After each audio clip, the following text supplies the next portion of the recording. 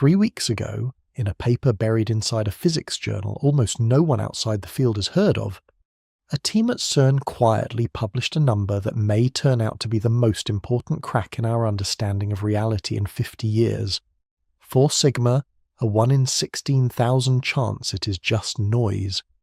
The first surviving signal of new physics from the Large Hadron Collider in 5 long, silent years. Tonight, we're going to find out what they saw, what it might mean, and why the people who built the most powerful machine in human history are too cautious to say it out loud yet. Where are you right now? What time is it where you're sitting? Because what comes next is going to change the way you think about what the universe is made of. Go ahead and get comfortable. Hit subscribe if you have not, and let us get into it. 3 weeks ago, on the 20th of April 2026, in a quiet announcement buried in the pages of physical review letters, a team of physicists at CERN published a result that, depending on which way the next 2 years of data fall, will either be remembered as a statistical ghost or as the moment the standard model of particle physics started to break apart for the first time in 50 years. The paper is dense, the language is careful, but the number at its center is impossible to ignore. 4 sigma. A 4 sigma deviation from what the most successful physical theory ever written predicts should have happened inside a particle accelerator 27 kilometers long, buried 100 meters beneath the border of France and Switzerland. Sit with that for a second. 4 sigma. In particle physics, that translates to roughly a 1 in 16,000 chance that what they saw is just noise. Not a coin flip, not a coincidence, not a glitch in the detector, because they spent 13 years checking and rechecking. They have been hunting for cracks in the standard model for so long with such precision that when something this size finally appears, the entire field stops breathing. And here is the part nobody is quite saying out loud yet. This is the first real surviving multi-sigma anomaly to come out of the Large Hadron Collider in 5 years. The first one in 5 years that has not quietly evaporated under more data. The silence has been broken. Maybe. The experiment is called LHCb. It sits in one of the 4 main caverns along the LHC ring. And unlike its more famous cousins Atlas and CMS, which were designed to look for new heavy particles popping into existence at the energy frontier, LHCb does something subtler. It studies how particles called B-mesons fall apart. B-mesons are tiny, short-lived objects that contain a beauty quark, and they exist for less than a trillionth of a second before they disintegrate into other particles. Most of those disintegrations are boring. The standard model predicts them perfectly. But occasionally, very occasionally, a B-meson does something rare. Specifically, the beauty quark inside it transforms directly into a strange quark, and in the process it spits out 2 muons, particles that are basically heavy electrons. This kind of decay happens about once for every million B-mesons. The rest of the time, the beauty quark turns into a charm quark instead, which is the boring expected outcome. So LHCb has spent its entire existence sifting through staggering numbers of collisions, looking specifically for that rare, suppressed 1 in a million decay. To understand why a single number from a particle physics journal is sitting at the center of tonight's conversation, you need to understand what the Large Hadron Collider actually is, what it was built to find, and what the silence of the past decade means for everyone working on it. The LHC is a circular tunnel, 27 kilometers in circumference, buried between 50 and 175 meters beneath the border of France and Switzerland, outside Geneva. That is roughly 16.6 miles. If you laid that tunnel out as a straight line, it would stretch from downtown Manhattan past JFK Airport. The tunnel was originally dug in the 1980s for a different machine called the Large Electron-Positron Collider, and repurposed when CERN decided to build something bigger inside it. Inside that tunnel, 1,232 superconducting dipole magnets, each weighing about 35 tons, are cooled to a temperature of 1.9 Kelvin. To put that in perspective, the average temperature of empty space far from any star sits around 2.7 Kelvin. The magnets in the LHC are colder than the vacuum between galaxies. They are cooled using superfluid helium, one of the strangest substances in the known universe, a liquid that flows without any friction and can climb up the walls of its container if you're not careful. The total mass of all that cold material is around 37,000 metric tons. It is, by some measures, the largest cryogenic system ever built. Inside the magnets, two beams of protons travel in opposite directions, packed into bunches of about 100 billion particles each, with up to 2,808 bunches per beam. The protons move at 99.9999991% of the speed of light. The beams cross at 4 collision points, where the bunches slam into each other 40 million times every second. At the highest energies the LHC has reached so far, the center of mass collision energy is 13.6 tera-electron volts.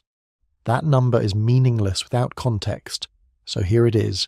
13.6 tera-electron volts is the energy density that the universe last had a fraction of a second after the Big Bang. The LHC, in its collision points, is briefly and locally recreating conditions that have not existed naturally in our universe in nearly 14 billion years, 40 million times every second, in a tunnel beneath a Swiss meadow. The total cost to build it was about 4.75 billion Swiss francs, roughly $5.5 billion in current terms. CERN employs more than 17,500 people across 23 member states. The data it produces is processed across a global computing grid that spans about 170 facilities in 42 countries. It is, by every reasonable measure, the largest, most expensive, most ambitious scientific instrument human beings have ever constructed. We did this. The species that mostly argues about things that will not matter in 100 years also built this. And what it has and has not found in the 15 years since it turned on is the whole of tonight's story. The thing the public knows the LHC for is the discovery of the Higgs boson on the 4th of July 2012. But the Higgs was not really the reason we built the LHC. The Higgs was the bait. It was the predicted particle that physicists could point to in funding proposals and say, look, we know this is there, give us the resources to find it, and they did. The Higgs at 125 gigaelectronvolts was, by 2012, almost a foregone conclusion. Building the LHC just to find the Higgs would have been, in the cold accounting of large-scale physics, a slightly disappointing outcome. The real reason we built that machine, the actual reason physicists spent 30 years lobbying governments, was the conviction that the LHC would find the next layer of reality. The standard model of particle physics is the most rigorously tested theory in the history of science. That is not an exaggeration. It predicted the W boson, the Z boson, the top quark, the gluon, and the Higgs boson, all before any of them were detected. Each prediction came with a specific mass range, a specific decay pattern, a specific signature in a detector. Each prediction turned out to be correct. The Higgs boson, the last piece, was found in 2012 at exactly the mass the standard model had indicated. The theory has been tested to more decimal places than any other theory in the history of physics, and yet the standard model is known to be incomplete. Not suspected, known. It does not include gravity. General relativity and the standard model are mathematically incompatible at the energy scales where both should be relevant. The two most successful theories in the history of physics cannot be unified within any currently existing framework. It does not explain dark matter, the invisible substance accounting for roughly 27% of the universe's mass energy. It does not explain dark energy, accounting for roughly 68% more. Together, dark matter and dark energy constitute about 95% of everything. The Standard Model describes the other 5%. The Standard Model also does not explain why the universe is made of matter rather than antimatter. Every process in the Standard Model that creates a particle simultaneously creates its antiparticle. The Big Bang should have created equal amounts of both. They should have annihilated on contact, producing energy. If the Big Bang created equal amounts, the entire matter content of the universe should have annihilated in the first seconds, leaving a universe of pure energy. The universe is not pure energy. You are here. The reason you are here, the reason matter won over antimatter in the first moments of the universe, roughly 1 extra particle per billion pairs, is not explained by the Standard Model. Not approximately. Not with corrections. Cannot explain it. This is what CERN has been trying to find. Not the confirmation of what is known. The crack in the wall of what is known. The LHC was built specifically to probe the boundary of this incomplete theory and find what lies beyond it. The experiment that produced the 4 sigma result 3 weeks ago, the LHCb experiment, sits in one of the 4 main caverns along the LHC ring. Unlike ATLAS and CMS, which were designed to look for new heavy particles popping into existence at the energy frontier, LHCb does something subtler. It studies how particles called B-mesons fall apart. B-mesons are tiny, short-lived objects containing a beauty quark, and they exist for less than a trillionth of a second before they disintegrate. Most of those disintegrations are boring. The Standard Model predicts them perfectly, but occasionally, about once in a million B-meson decays, the beauty quark transforms directly into a strange quark while emitting 2 muons. This rare channel is what LHCb has been studying since it first turned on. The angular observable in that rare channel, called P5', is what deviated from the Standard Model prediction by 4 sigma 3 weeks ago. To understand why 4 sigma in this particular observable in this particular channel is the right kind of result to take seriously, you need to understand how tight the Standard Model prediction for P5' actually is, and why the tightness of the prediction is what makes the deviation significant. The LHCb experiment has spent its entire existence sifting through hundreds of billions of B-meson decays, looking specifically for the rare suppressed 1 in a million decay.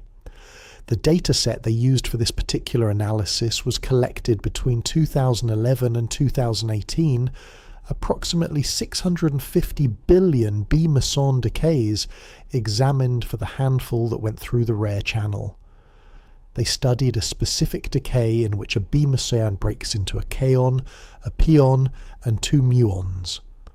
The geometry of how those 4 particles fly out, the angles between them, the distribution of their energies, all of it is predicted by the Standard Model with extraordinary precision.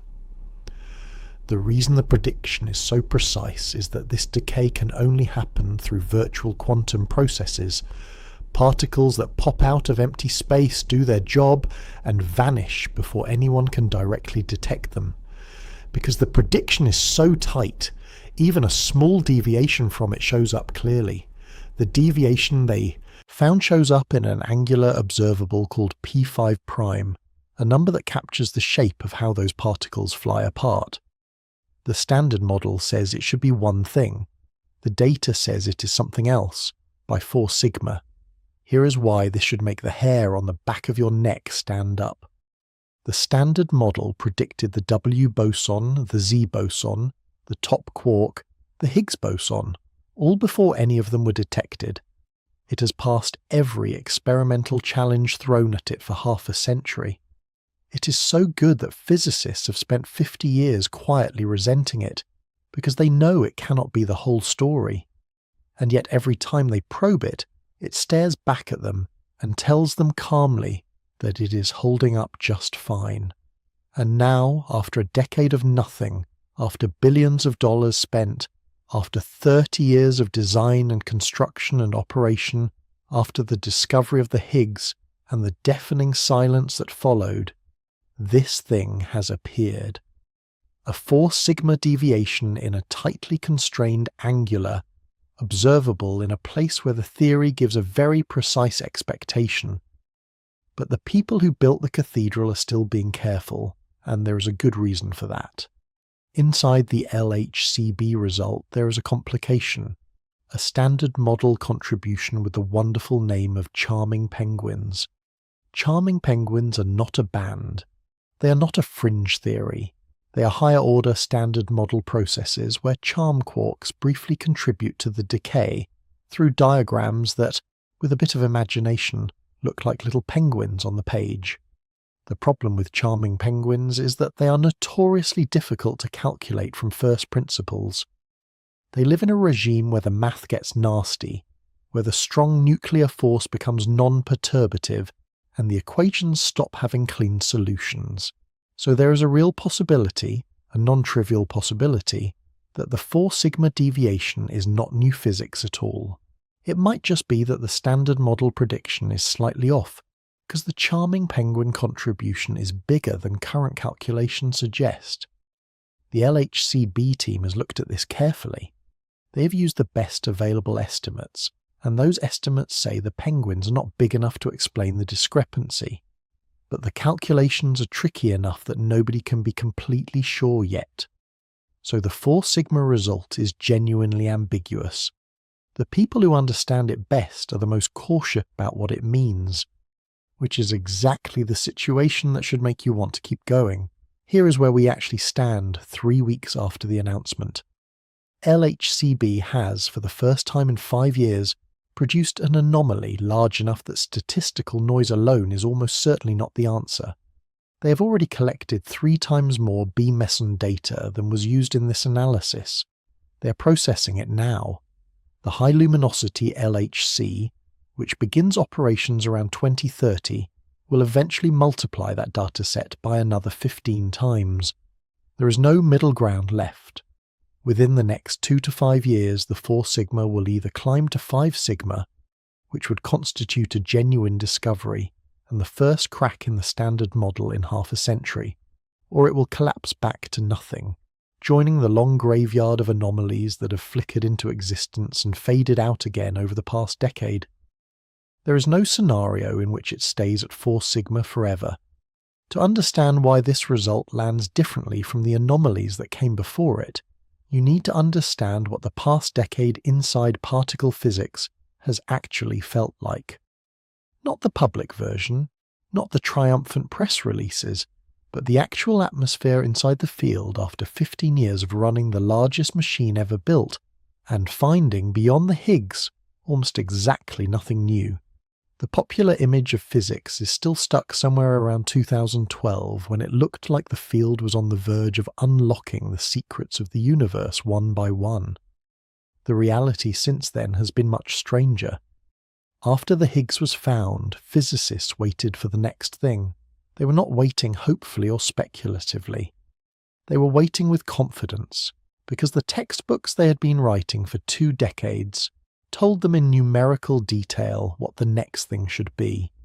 Supersymmetric particles, dark matter candidates, maybe extra dimensions, maybe even tiny black holes. They had calculated the masses, the production rates, the expected signatures in the detectors. They had built ATLAS and CMS specifically to catch those signatures. The Higgs was supposed to be the appetizer. The main course was supposed to come next. It did not come. Run 1 ended and nothing. Run 2 ran from 2015 to 2018 and nothing. Run 3 started in 2022 with the highest collision energies ever achieved. And as of right now, with the dataset still growing, still nothing. Anomalies appeared. Theorists wrote hundreds of papers. Then the anomalies disappeared. the 750 giga-electron-volt diphoton excess of December 2015 lit up the entire field for 6 months, and then evaporated like fog when more data came in. The B meson-lepton universality anomalies slowly and painfully faded during the reanalyses of 2022 and 2023. The famous muon G2 anomaly has had a strange slow-motion death this past year that we'll get to later. When I tell you that the LHCb result is the first real surviving anomaly in 5 years, I want you to feel the weight of those 5 years. They were not idle. They were not empty. They were 5 years of data pouring in, of hopes lifting and falling, of graduate students writing thesis chapters that had to be rewritten when the bumps in the data smoothed themselves out. This is why the LHCb result terrifies people. Physicists are not afraid that they have found something. They're afraid because they have wanted to find something for so long that even a maybe signal lands like a thunderclap in a quiet room. And the temptation to overinterpret is enormous. They have been disappointed so many times that the institutional muscle memory now is to be skeptical, to check the calibrations, to verify the systematics, to wait for more data. Because if this one fades the way the others did, the credibility of the field takes another hit, and the field cannot afford another hit. The LHCb result is not just any anomaly. It is sitting in exactly the place where, theoretically, you would expect new physics to first appear. Rare decays of B mesons are extremely sensitive to the existence of new heavy particles, because those new particles can secretly contribute to the decay through quantum loops, even if the new particles themselves are too heavy to be produced directly in the collisions. So a 4 sigma deviation in this specific channel is not just a statistical curiosity, it is potentially an indirect echo of something massive sitting just beyond the energy scales that the LHC can reach directly.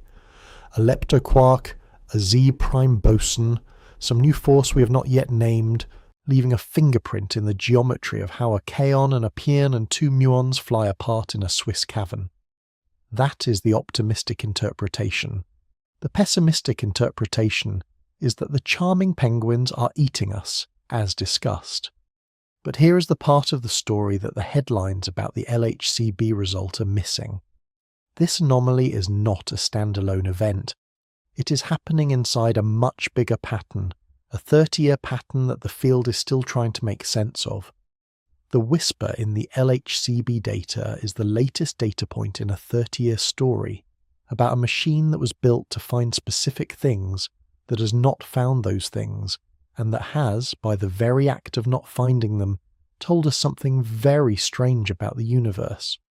So before we go further, before we walk through what the LHCb result might mean, and what is happening a mile beneath South Dakota, and what physicists are quietly considering as their next move, we need to back up. We need to talk about the cathedral itself. The thing that was built to answer the question, and what it has actually told us in the 15 years it has been listening. Let me take you to the place where all of this is actually happening. Beneath the border between France and Switzerland, at depths ranging from 50 to 175 meters, depending on the terrain above, there is a circular tunnel 26.7 kilometers in circumference. That is roughly 16.6 miles. Inside the tunnel, 1,232 superconducting dipole magnets, each weighing about 35 tons, are all cooled to a temperature of 1.9 Kelvin. The average temperature of empty space far from any star sits around 2.7 Kelvin. The magnets in the LHC are colder than the vacuum between galaxies. They're cooled using superfluid helium, which is itself one of the strangest substances in the known universe, a liquid that flows without any friction. The total mass of all that cold material is around 37,000 metric tons. It is, by some measures, the largest cryogenic system ever built. Inside the magnets, 2 beams of protons travel in opposite directions, moving at 99.9999991% of the speed of light. The beams cross at 4 collision points, where the bunches slam into each other 40 million times every second. At the highest energies the LHC has reached so far, the center of mass collision energy is 13.6 tera-electron-volts. The energy density of the universe last had a fraction of a second after the Big Bang. This is the machine that produced a 4 sigma deviation in a B-meson decay 3 weeks ago. And the question the field is asking right now is whether the universe is finally, after 15 years of silence, starting to talk back. Let me take you to a specific room on a specific morning. The room is the main auditorium at CERN in Geneva. The date is the 4th of July 2012. The time is around 9 in the morning Geneva time. The auditorium is full. There are physicists who flew in from around the world. There are reporters. There are graduate students who slept overnight in the hallways outside to make sure they got a seat. And in the audience, in one of the front rows, there is an 83-year-old British physicist named Peter Higgs. Peter Higgs published the paper that predicted the existence of the particle that now bears his name in 1964, 48 years before this morning. He proposed a mechanism by which the fundamental particles of the universe acquire mass through their interaction with an invisible field that fills all of space. The field came to be called the Higgs field, and the particle predicted by exciting the field came to be called the Higgs boson. For nearly 5 decades, Peter Higgs lived with the strange, surreal experience of being the man whose name was attached to a particle that had not yet been seen, and which might never be seen. The spokesperson for the Atlas experiment, Fabiola Gianotti, walks to the podium. The room is silent. She begins to present data. Slides go up. There is, somewhat famously, a Comic Sans font on those slides, which became a small joke afterwards. Gianotti walks through the analysis methodically, the collisions, the decay channels, the expected backgrounds, and then she shows the plot, a bump in the data at 125 giga-electron-volts. The statistical significance, she says, is 5 sigma. That is the threshold for a discovery. In the audience, Peter Higgs takes off his glasses. He wipes his eyes with the back of his hand. He is photographed doing this, and the photograph travels around the world within hours. 48 years of his life ending in this room with a graph showing a bump where he had predicted there would be a bump. The CMS spokesperson, Joe Incandela, gets up next and presents the same result from the other detector independently. 2 experiments, 2 teams kept separate from each other's data to avoid contamination, both seeing the same bump in the same place at the same significance. A year later, Peter Higgs and François Englert, a Belgian physicist who had independently proposed a similar mechanism in 1964, share the Nobel Prize in Physics. That morning in July 2012 was the high watermark of 21st century physics, and I want to be clear about what that moment was and what it was not. The Higgs discovery was scientifically exactly what was expected. It was a triumph of prediction and experiment lining up the way they are supposed to. By 2012, finding the Higgs was a question of when, not if. What was not foregone, what was not certain, was that nature would actually be kind enough to put the particle right where the simplest version of the theory said it should be. On the 4th of July 2012, nature was kind. The simplest version of the theory turned out to be correct, and here is the part that very few people remember about that day. While Peter Higgs was wiping his eyes in the front row, somewhere in the back of the minds of every theorist in the room, a clock had started ticking. Because the discovery of the Higgs, in the specific way it was discovered, with its specific properties, with its specific mass, raised an immediate and deeply uncomfortable question. If the Higgs is just sitting there at 125 giga-electron-volts with no friends, no superpartners, no exotic decay modes, then the hierarchy problem is not solved by anything we know about. The next discovery was supposed to come next. It did not come. Here is something that does not make the news, because it is not the kind of thing that makes for a good headline, but it is one of the most important scientific stories of our time. Every single conference where particle physicists gather, every Morionde meeting in March, every ICHEP meeting in the summer, every winter retreat, the same thing happens. The collaborations at the LHC, mostly Atlas and CMS, present their latest analyses. They show their latest plots, and on those plots you can see the boundaries of what has been ruled out. Those boundaries are called exclusion limits, and the regions inside the boundaries are the places where new particles cannot exist consistent with the data. Every conference, those boundaries get a little wider. Every conference, the regions where new particles could still be hiding get a little smaller. The exclusion plots are eating the available territory, and the territory they are eating was, 20 years ago, the territory where everyone was sure the discoveries would be. As of right now, in 2026, Atlas and CMS have excluded gluinos, the supersymmetric partners of gluons, with masses below approximately 2.3 TeV in the simplest models. They have excluded squarks, the partners of quarks below about 1.85 TeV.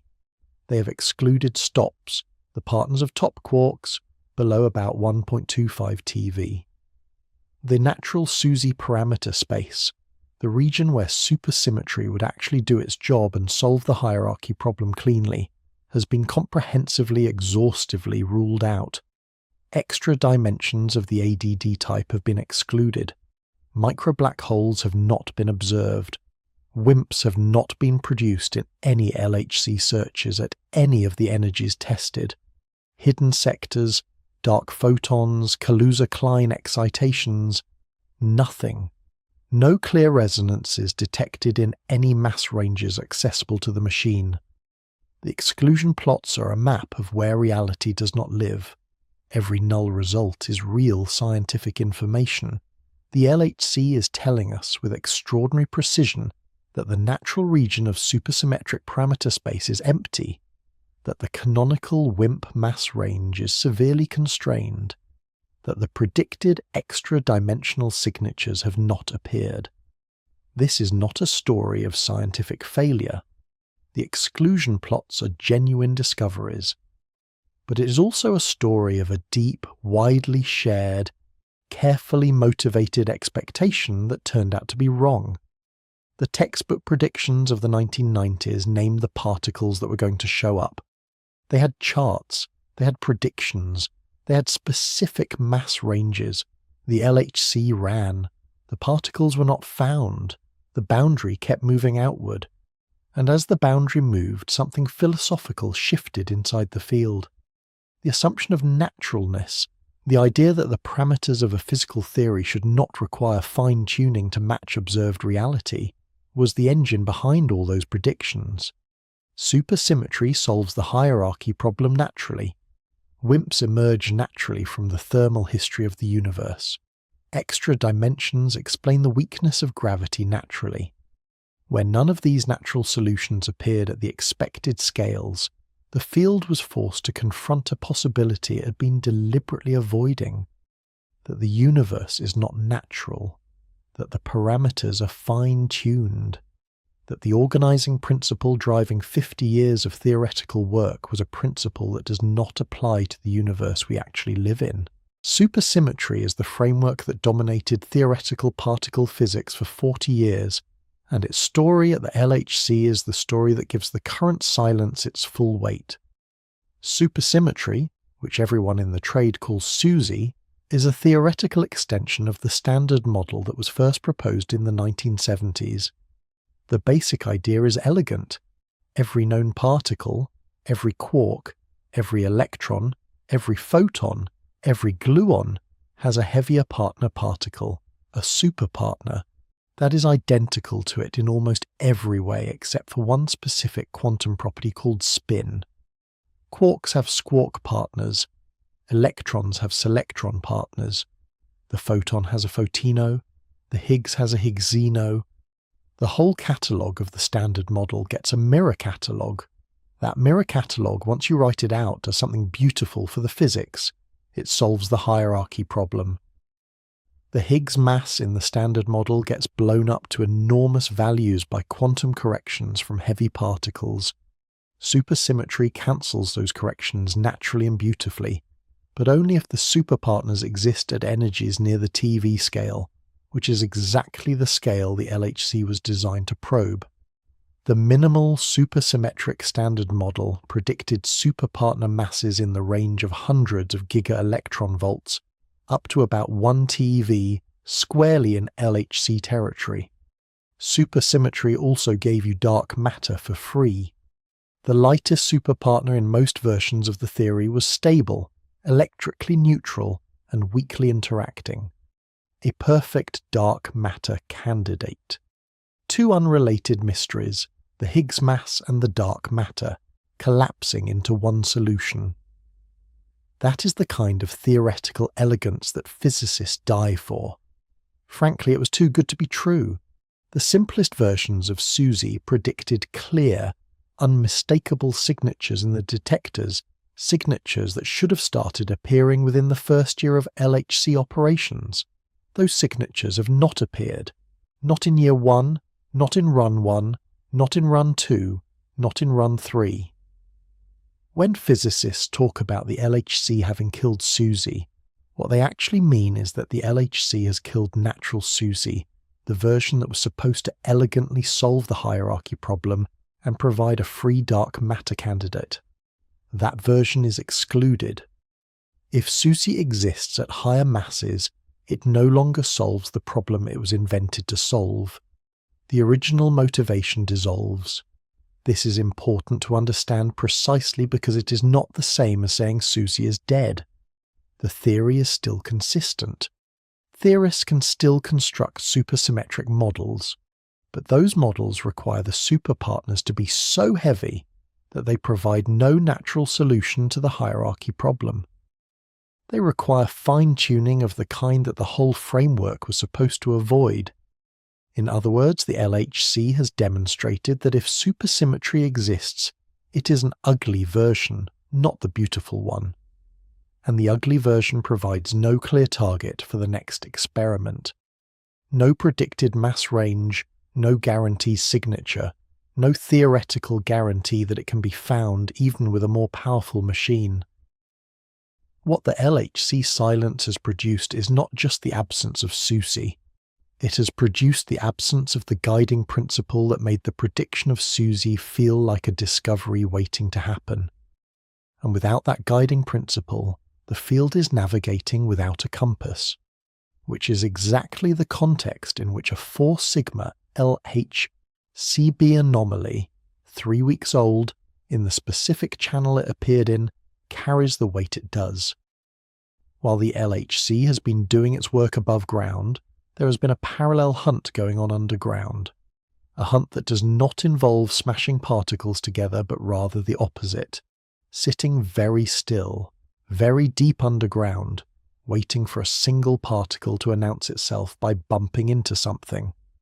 The leading approach to directly detecting dark matter involves enormous tanks of liquid xenon, cooled to cryogenic temperatures, buried beneath kilometers of rock to shield them from cosmic rays and every other source of background radiation.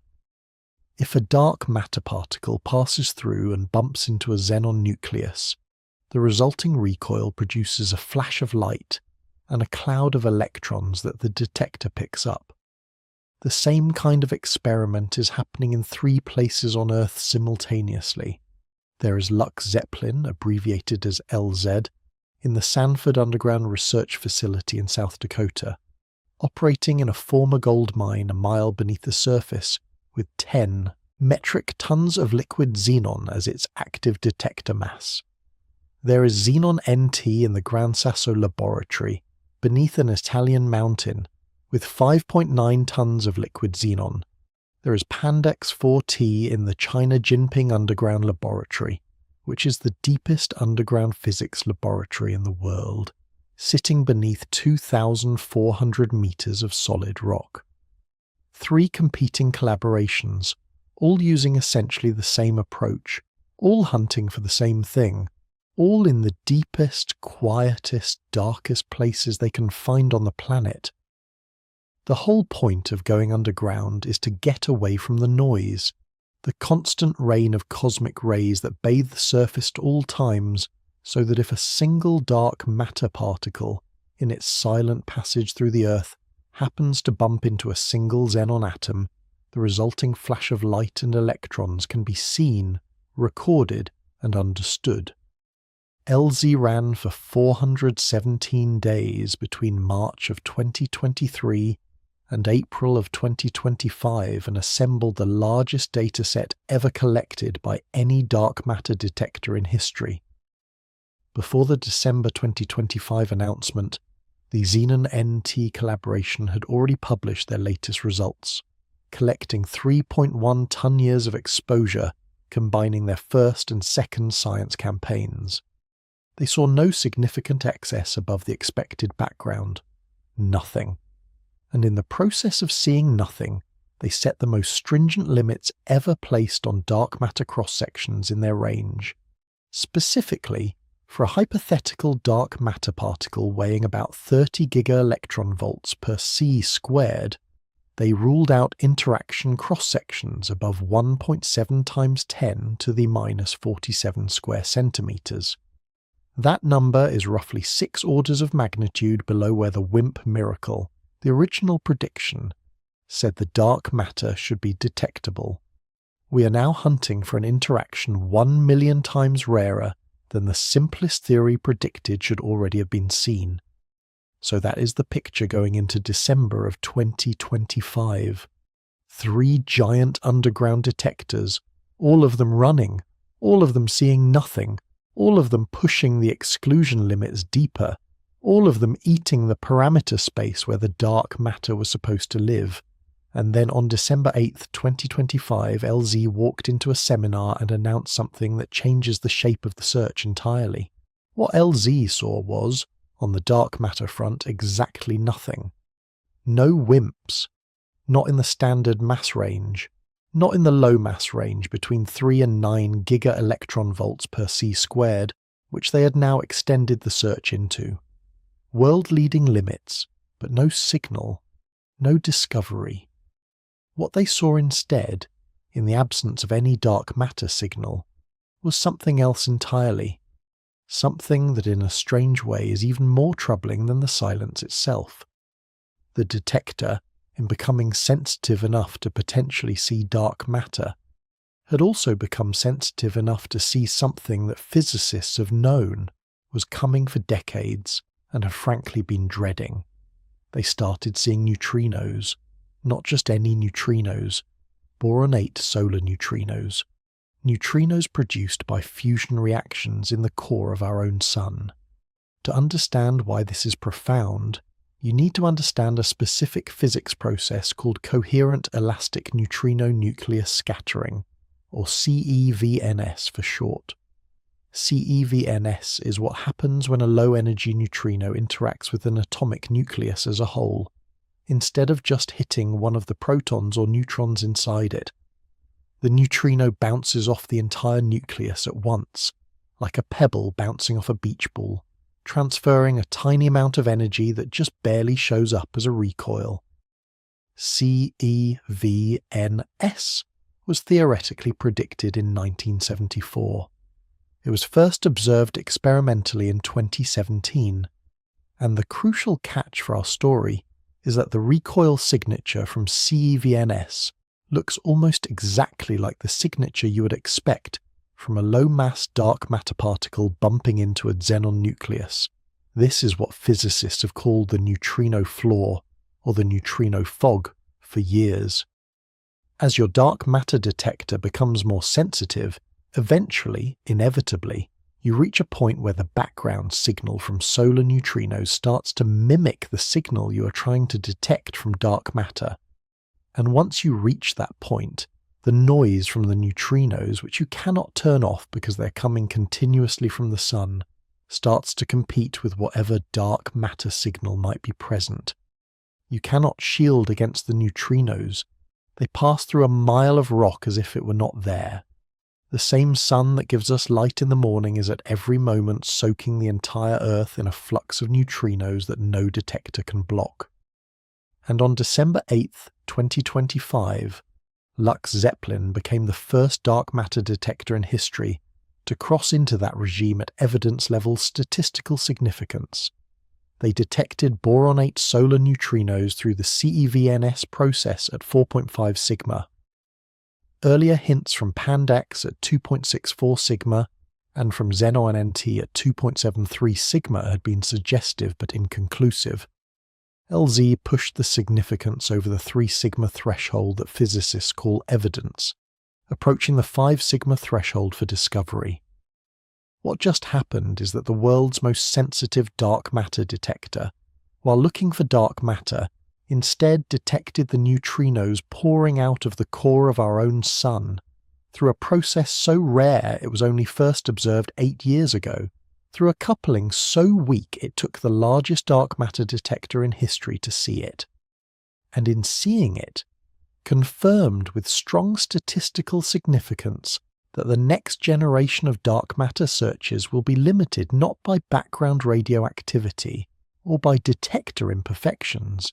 They will be limited by the sun, by the universe itself, by the unavoidable rain of neutrinos that the sun pours out every second. Step back and look at what has happened in the last 6 months, because the size of it has not really sunk in publicly. We built the most powerful particle accelerator in human history, 27 kilometers across, beneath 2 countries, and after 15 years it has told us that the dark matter is not at the energies we can probe in collisions. We built the most sensitive direct detection dark matter experiments ever conceived, a mile underground, and after 2 decades they have told us that the dark matter is not at the cross-sections that the simplest theories predicted, and that we are now approaching a fundamental wall imposed by our own star. 2 completely independent approaches in 2 completely different regimes, both saying the same thing. The dark matter is not where we thought it would be, and we may be running out of room to look for it the way we have been looking. This is the part where the title of tonight's conversation starts to mean what it actually means. Because if 95% of the universe is made of something that the largest machine we have ever built cannot produce, and the most sensitive detector we have ever built cannot see, and the next generation of detectors will be limited not by technology, but by the literal physics of our star, then what exactly is the silence telling us, and why? After a decade of that silence, is LHCb suddenly seeing a 4 sigma deviation in B meson decays that nobody can quite explain? Part 9. But we know it is there. Here is the dissonance at the centre of this entire story. The dark matter is real. Let me say that again, more carefully. The cosmological evidence that something we cannot see, something that does not interact with light, something that outweighs all the visible matter in the universe by a factor of more than 5, is overwhelming. It is not a hypothesis. It is not a guess.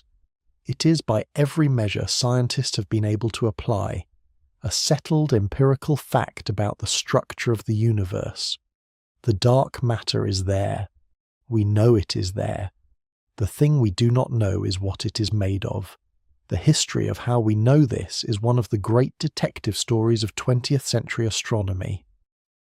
It begins with Vera Rubin, who in the 1960s and 1970s started carefully measuring the rotation speeds of stars in spiral galaxies, starting with Andromeda. What Rubin found, working with her colleague Kent Ford, was something that did not make any sense under existing physics. The stars at the outer edges of spiral galaxies were moving way too fast.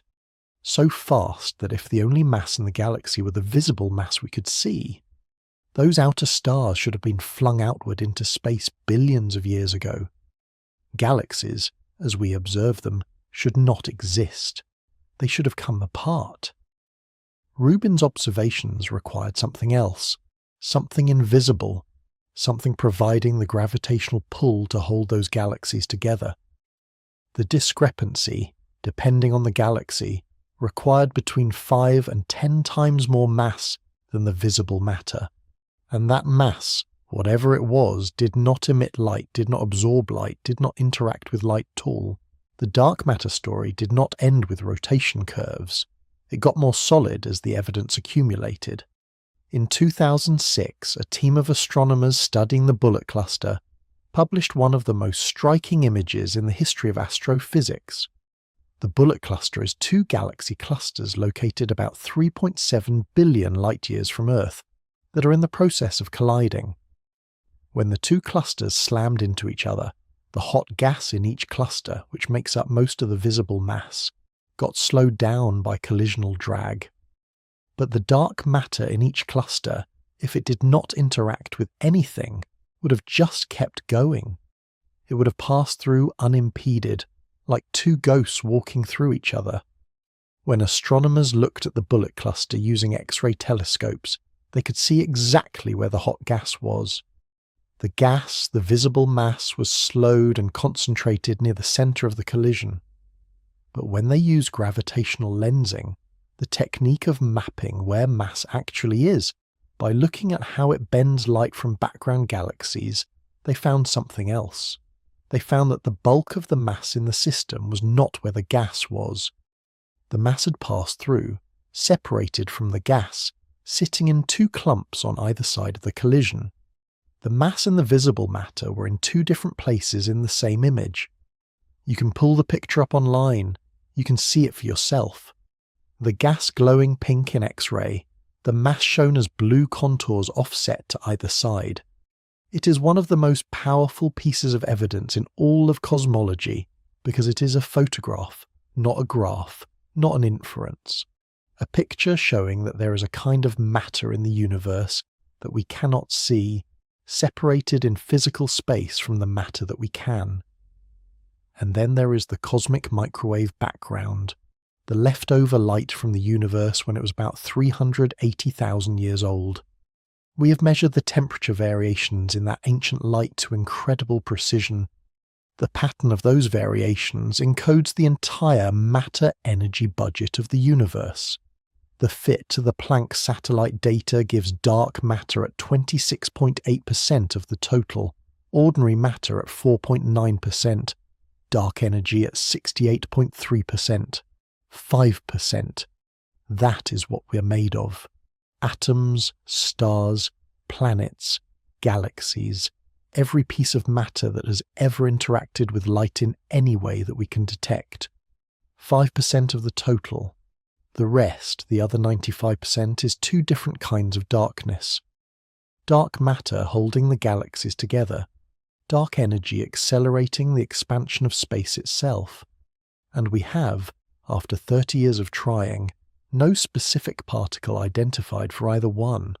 The cosmological evidence is unambiguous, the laboratory evidence is, on the question of identification, 0.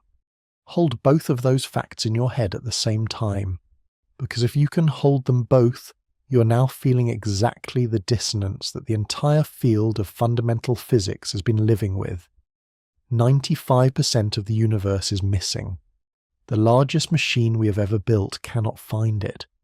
The most sensitive detectors we have ever built cannot find it. And we know with overwhelming certainty that it is there.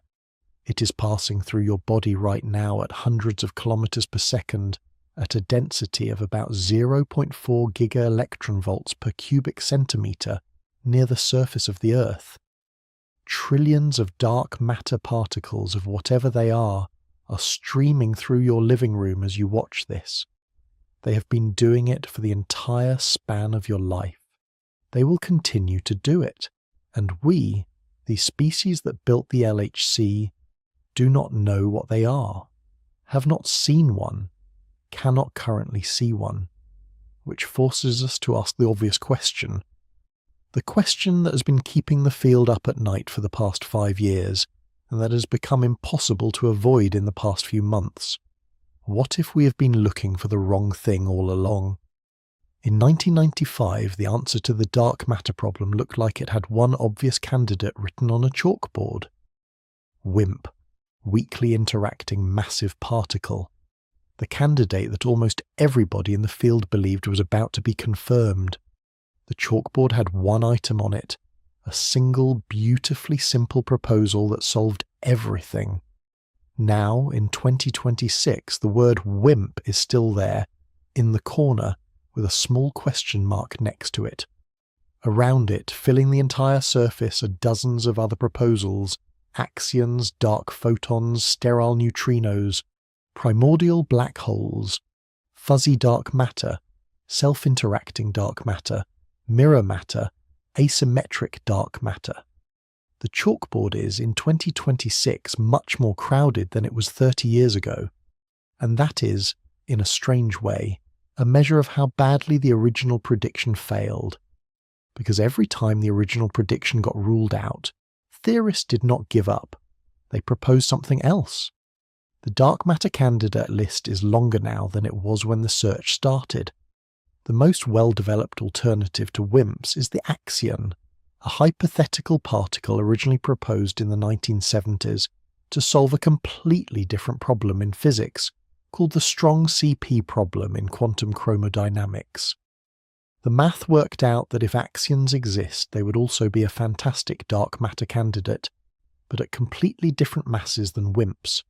Axions would be ultra-light, somewhere in the range of a millionth of an electron volt, about 100 million billion times lighter than a WIMP. To detect them, you cannot use a xenon tank. You need something completely different. The leading axion search experiment, ADMX at the University of Washington, uses microwave cavities and strong magnetic fields to try to convert axions into detectable photons. It is a beautiful, clever, completely different kind of experiment from the underground xenon detectors. In March of 2025, ADMX published a result excluding a specific theoretically motivated class of axions, the so-called DFSZ axions, in the mass range from 3.27 to 3.34 microelectron volts. 8 months later, in November of 2025, they published a follow-up extending the search into a different frequency range, ruling out a broader class called KSVZ axions.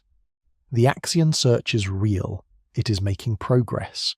It has not so far found anything, but the search is migrating methodically through the parameter space. There are also sterile neutrinos, which would be right-handed neutrinos that interact only via gravity. There are primordial black holes, which would have formed in the very early universe, possibly during inflation.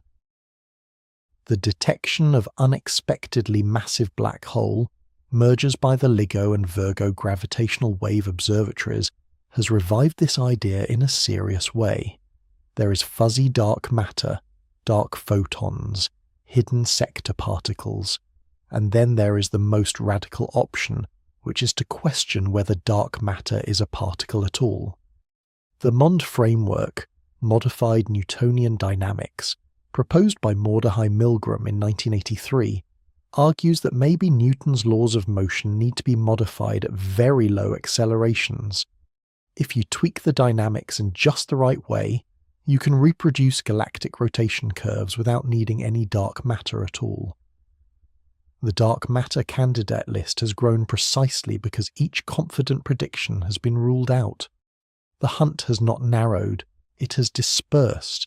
The graveyard of anomalies that came before the LHCb result deserves careful attention, because each tombstone in it is a lesson in how science at the frontier actually works, and because understanding the graveyard is understanding why the field responds to a new anomaly the way it does. The most famous case, the one that caused the most heartburn, was the 750 giga-electron-volt diphoton excess.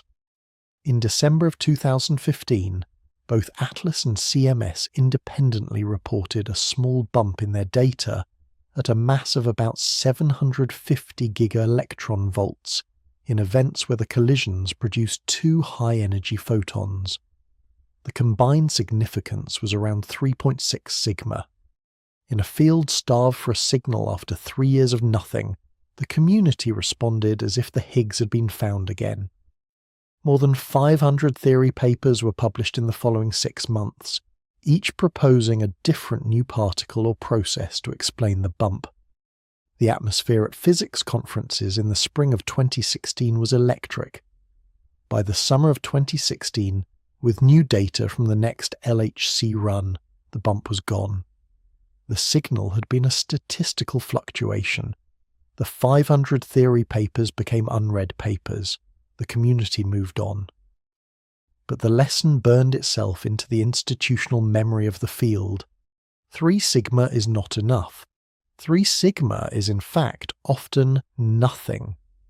So when the B-meson-lepton universality anomalies appeared a few years later, the community was already more cautious. These anomalies involved the rate at which B-mesons decayed into electrons compared to their decay into muons. The standard model predicts that these rates should be essentially identical, because the only difference between an electron and a muon is mass, and the mass dependence in these decays is small. LHCb throughout the late 2000s had been seeing rates that disagreed with that prediction by about 2 to 3 sigma consistently. The pattern was suggestive. Multiple decay modes were showing the same direction of deviation. Theorists started writing papers about leptoquarks and Z-prime bosons that could explain the pattern. Then, in 2022 and 2023, LHCb did a careful reanalysis with more data and improved understanding of the systematics. The anomalies faded away. The deviations got smaller, the patterns got less consistent. By the end of 2023, what had looked like a coherent hint of new physics had collapsed into mostly noise. Which brings me to the Muon G2 anomaly, the most famous one of the past decade, and the one whose recent fate is the most instructive. The Muon anomalous magnetic moment is one of the most precisely measured quantities in all of physics, because it is sensitive to virtually every particle in the standard model, and to anything beyond the standard model that might exist. For decades, there was a small but persistent discrepancy between the measured value and the standard model prediction. That discrepancy, by 2021, had reached about 4.2 sigma, based on combined results from the original Brookhaven experiment and the new Fermilab Muon G2 experiment. It was for years the strongest hint of new physics in particle physics. On the 3rd of June 2025, the Fermilab Muon G2 collaboration published their final result, the most precise measurement of the muon magnetic moment ever made. The result agreed with their previous publications. The experimental side was closed. So you might think this is the story of an anomaly being confirmed. It is not. It is the story of an anomaly slowly dissolving. Because the standard model prediction, the thing the measurement is being compared to, has become a battleground between 2 calculation methods that give different answers. As the lattice QCD method has improved, it has been converging toward the measured value. The discrepancy may simply not exist. The Muon G2 anomaly, which was for years the brightest hint of new physics in the field, is now in a position where the discrepancy may be a theoretical calculation problem, not a new physics signal. So when LHCb came out 3 weeks ago with their 4 sigma B meson result, the community's response was very different from what it would have been 10 years ago. There was excitement, yes, but also an enormous amount of caution.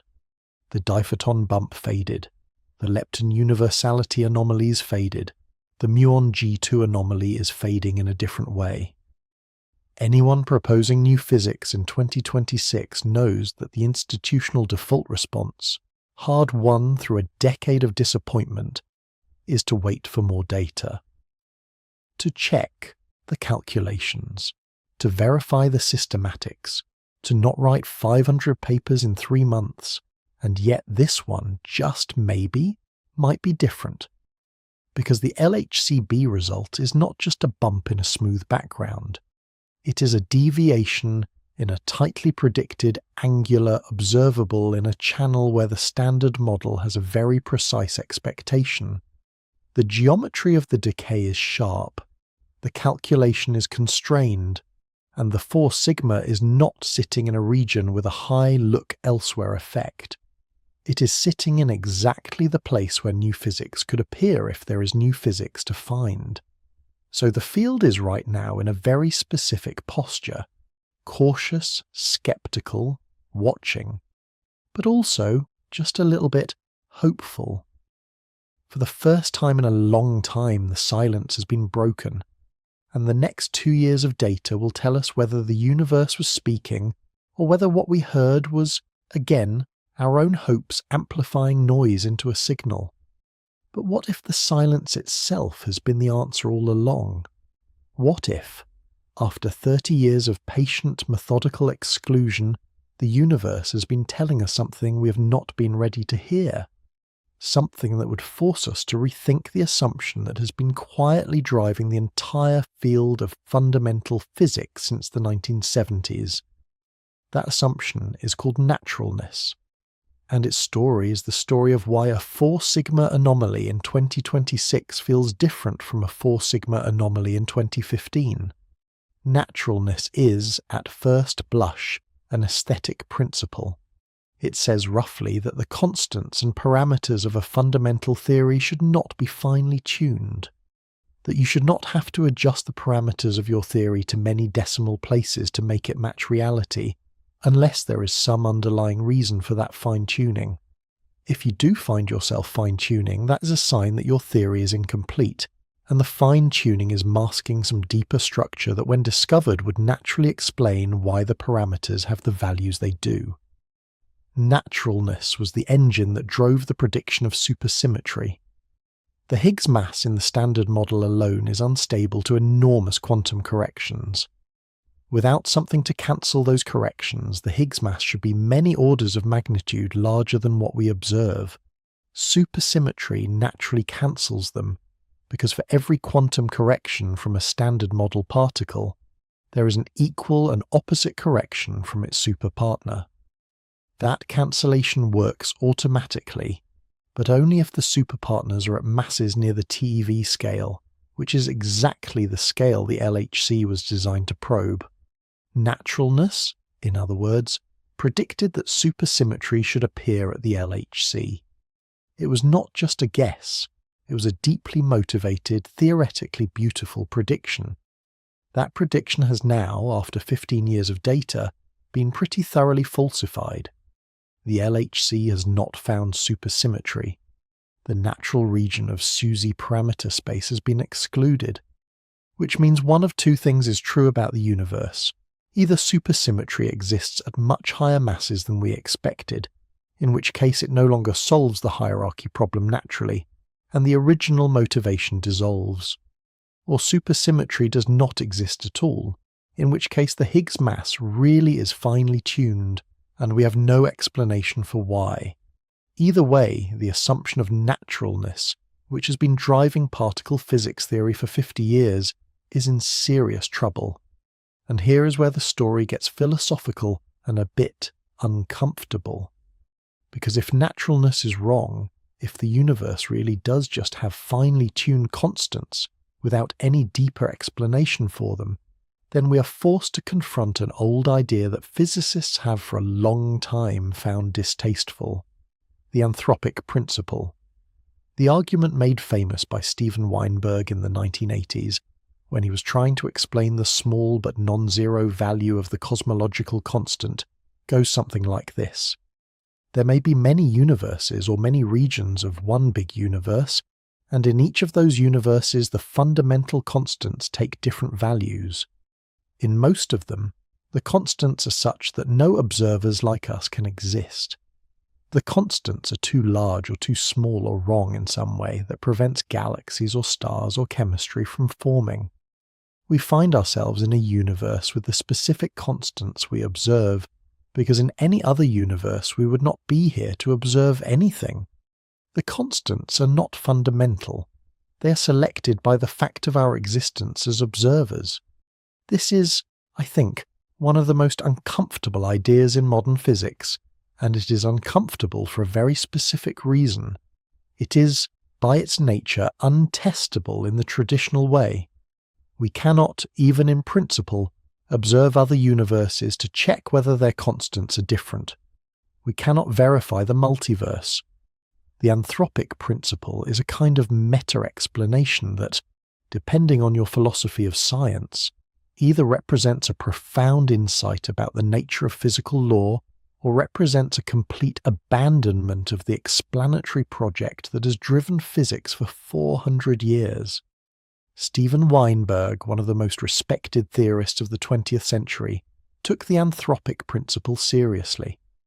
He argued in print that the cosmological constant, which is a fantastically small number that has no good explanation in the standard model, might just be anthropically selected. Other physicists, and it is a long list including some of the most thoughtful people in the field, find the anthropic principle deeply unsatisfying. They argue that adopting it amounts to giving up. But here is the thing that has changed in the past decade.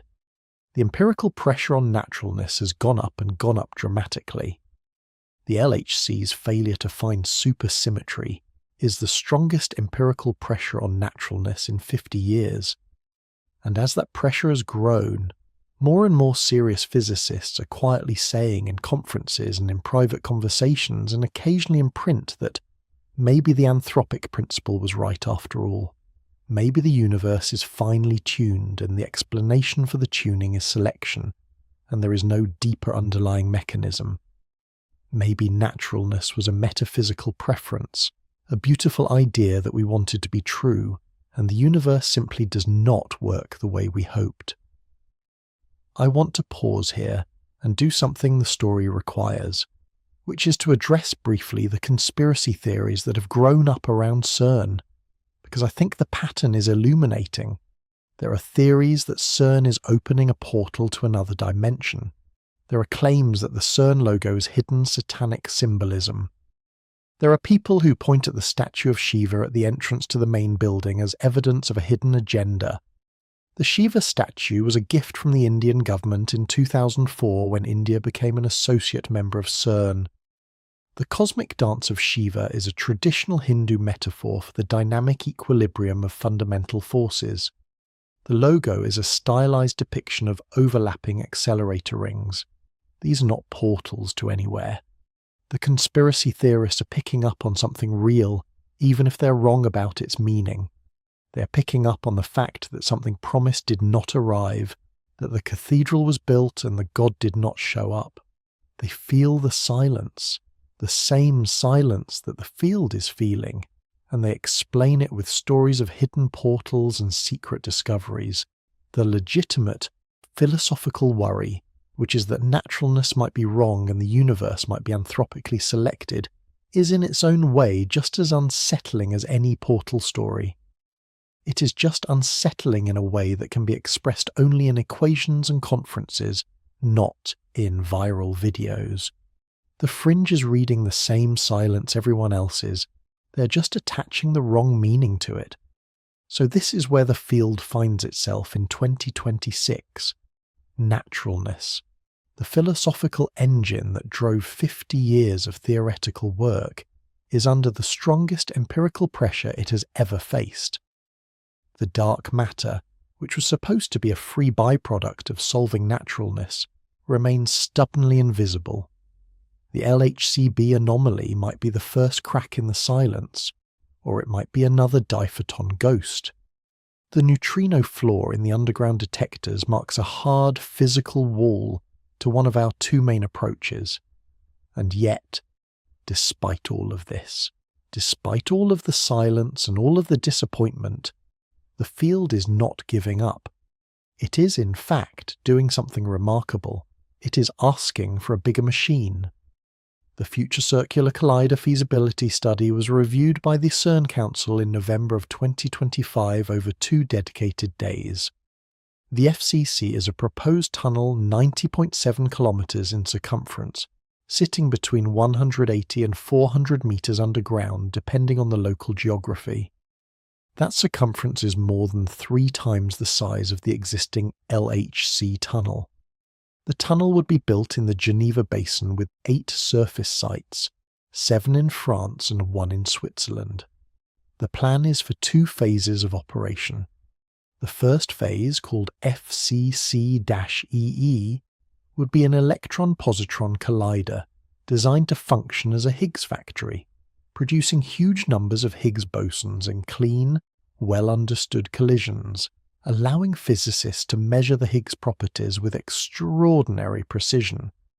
Any deviations from the standard model in those properties would be an indirect probe of new physics at scales the LHC cannot reach. The second phase, called FCC-HH, would reuse the same tunnel but with a much more powerful magnet system to operate as a proton-proton collider at a centre of mass energy of about 100 TeV. That is roughly 7 times the energy of the LHC. At those energies, you could directly produce particles up to mass scales of about 12 TeV, well above where the LHC has been able to look directly. If new physics is sitting at scales just above the LHC's reach, the FCC-HH would find it. If it is not, the FCC-HH would push the exclusion limits another order of magnitude further into the desert. The total cost of the project is estimated at around 16 billion euros, with construction starting in the late 2020s and operations beginning in the mid-2040s. After the November 2025 Council review concluded the FCC as technically viable, a month later in December 2025, CERN made an announcement unprecedented in its 72-year history. A group of private donors pledged 860 million euros, roughly $1 billion, toward the construction of the future circular collider. The donors are the Breakthrough Prize Foundation, funded by Yuri Milner, the Eric and Wendy Schmidt Fund, John Elkann, and Xavier Niel. In 72 years, CERN had never before accepted private donations toward a flagship machine. The December 2025 announcement broke that precedent entirely. The next big decision, the formal go or no-go on the European strategy update, will be made by the Council in May of 2026. The final full construction commitment is expected around 2028. Most of the people who are currently graduate students, who would be the ones building and running the FCC, would be in their 50s and 60s before the second phase produced its first definitive results.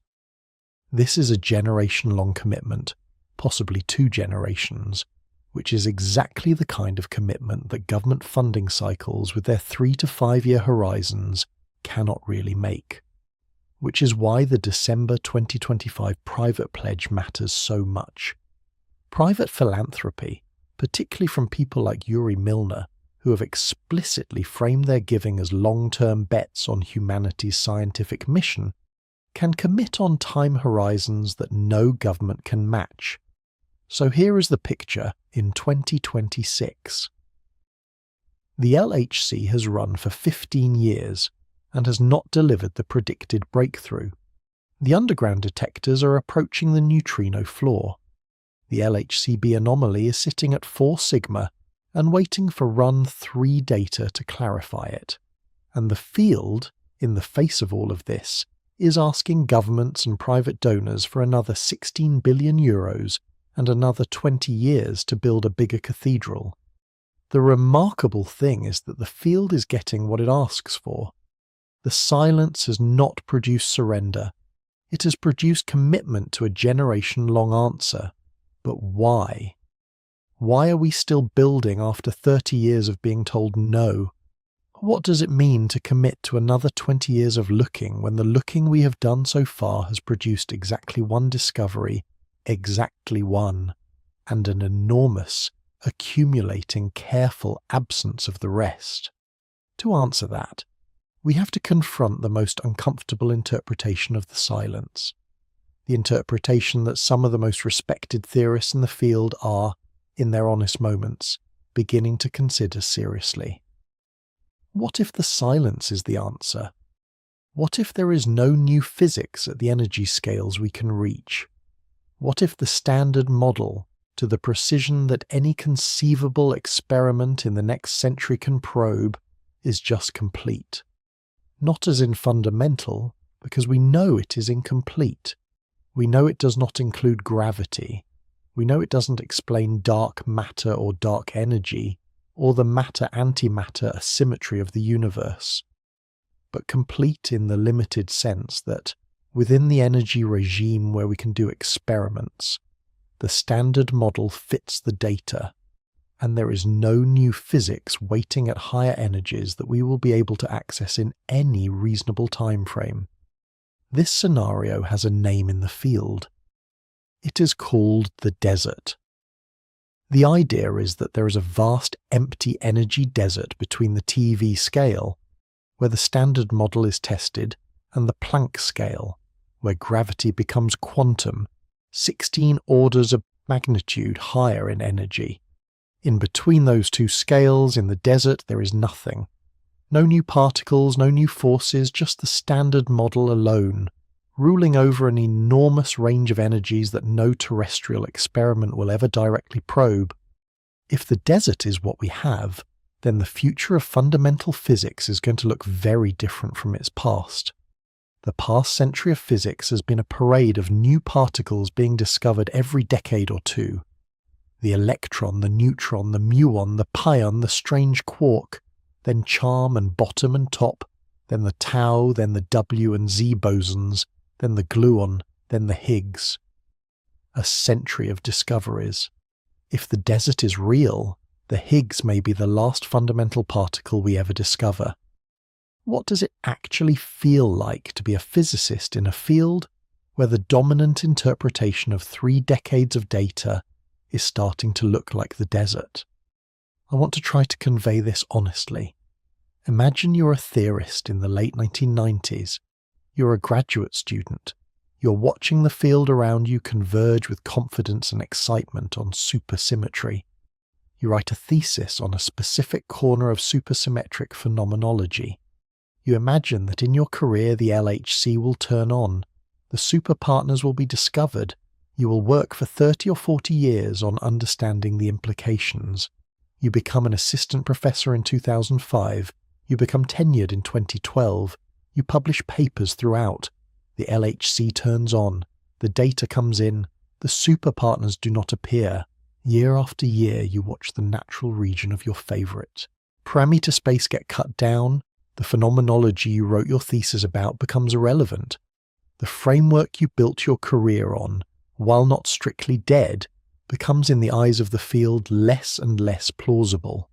You did not do anything wrong. You did not make a calculational error. The math on paper was beautiful. You took your best shot at the hardest problem and did the science honestly. But the universe, for whatever reason, did not arrange itself the way the framework predicted it would. This is not an unusual story. It is in fact the story of much of the senior theoretical physics community in 2026. These are not failed scientists. These are scientists who took their best shot at the hardest problem and did the science honestly. And the science honestly, it turns out, is sometimes a process of finding out that your framework was wrong, or that the universe was not, in the way you had hoped, structured around the principle you were assuming. There is, I think, real dignity in the way the field has handled this. Theorists have not gone into denial. They have mostly been honest about what the data says. They have proposed new candidates for dark matter. They have proposed new frameworks. They have continued to work even as their original frameworks have been winnowed down. And they are now, in 2026, asking governments and private donors to fund the next stage.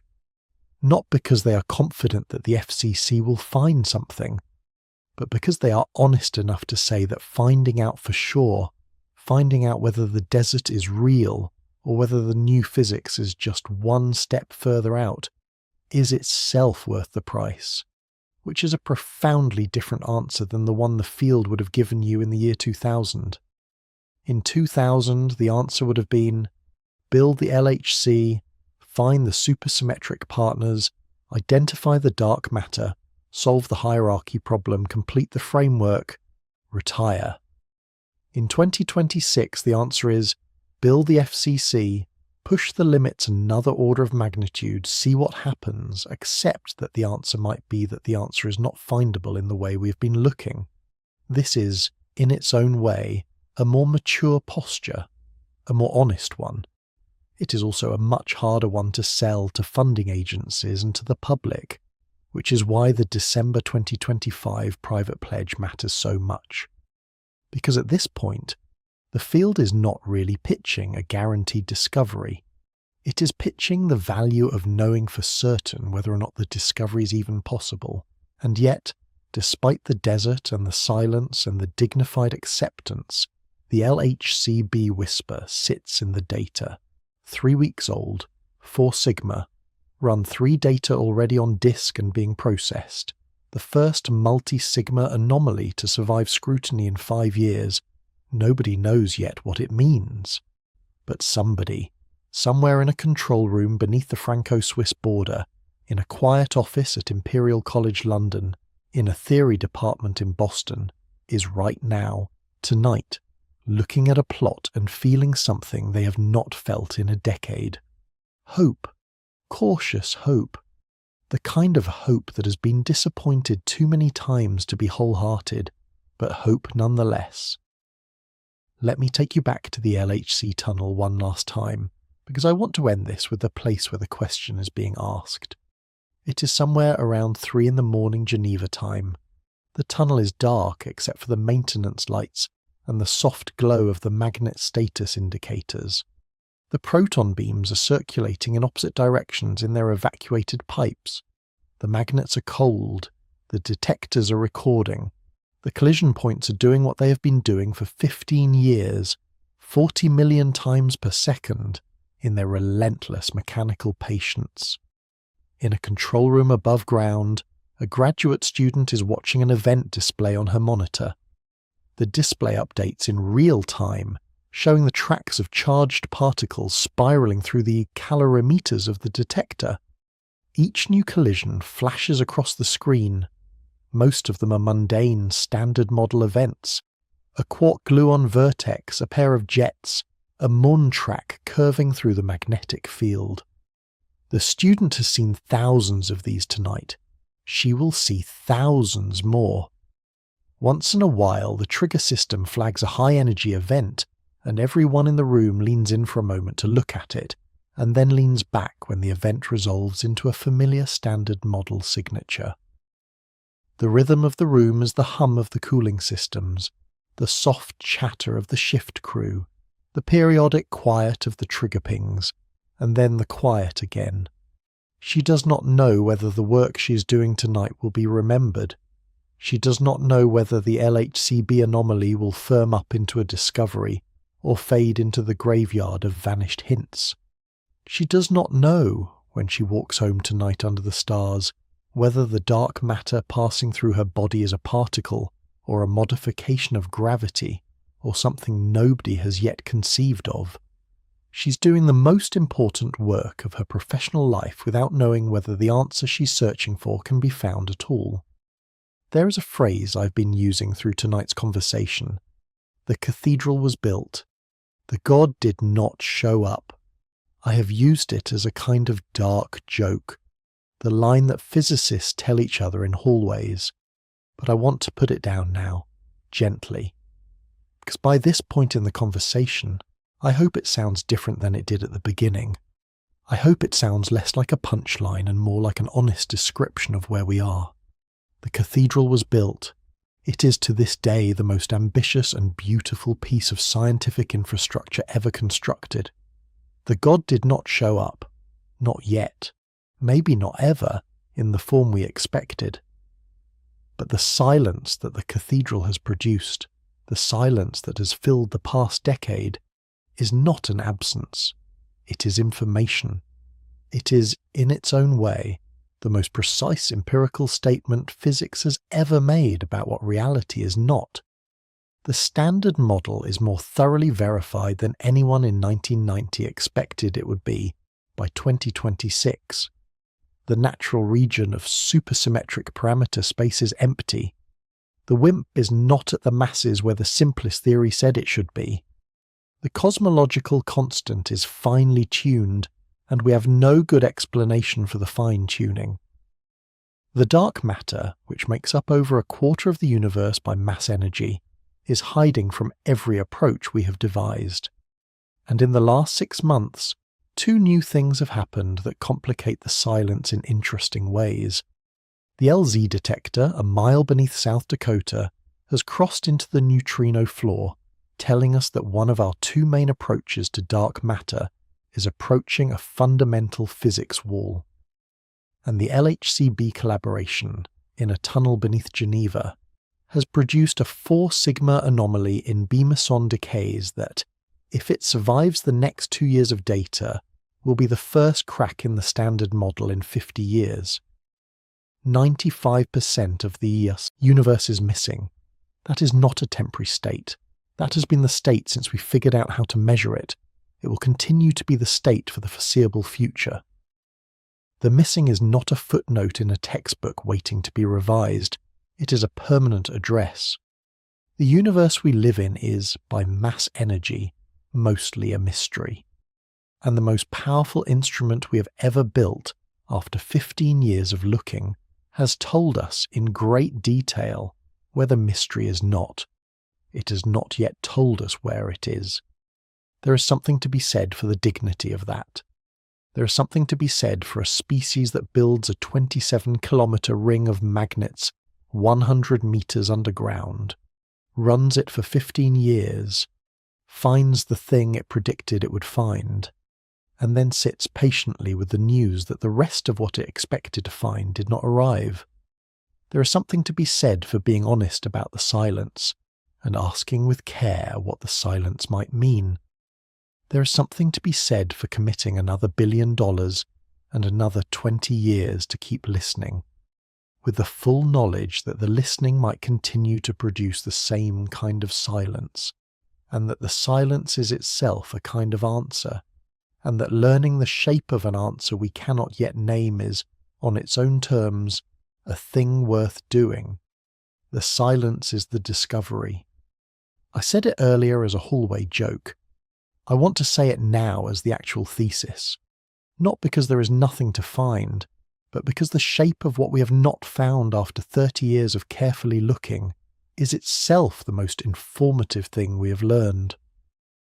The shape of the silence tells us that the universe is not what we expected, that naturalness is at minimum suspect, that dark matter is not made of the simplest thing we could imagine, that the deeper structure of reality may not be accessible to us through the methods we have been using, and that the next layer of physics, if there is one, may require either a much bigger machine or a completely different way of asking the question, or both.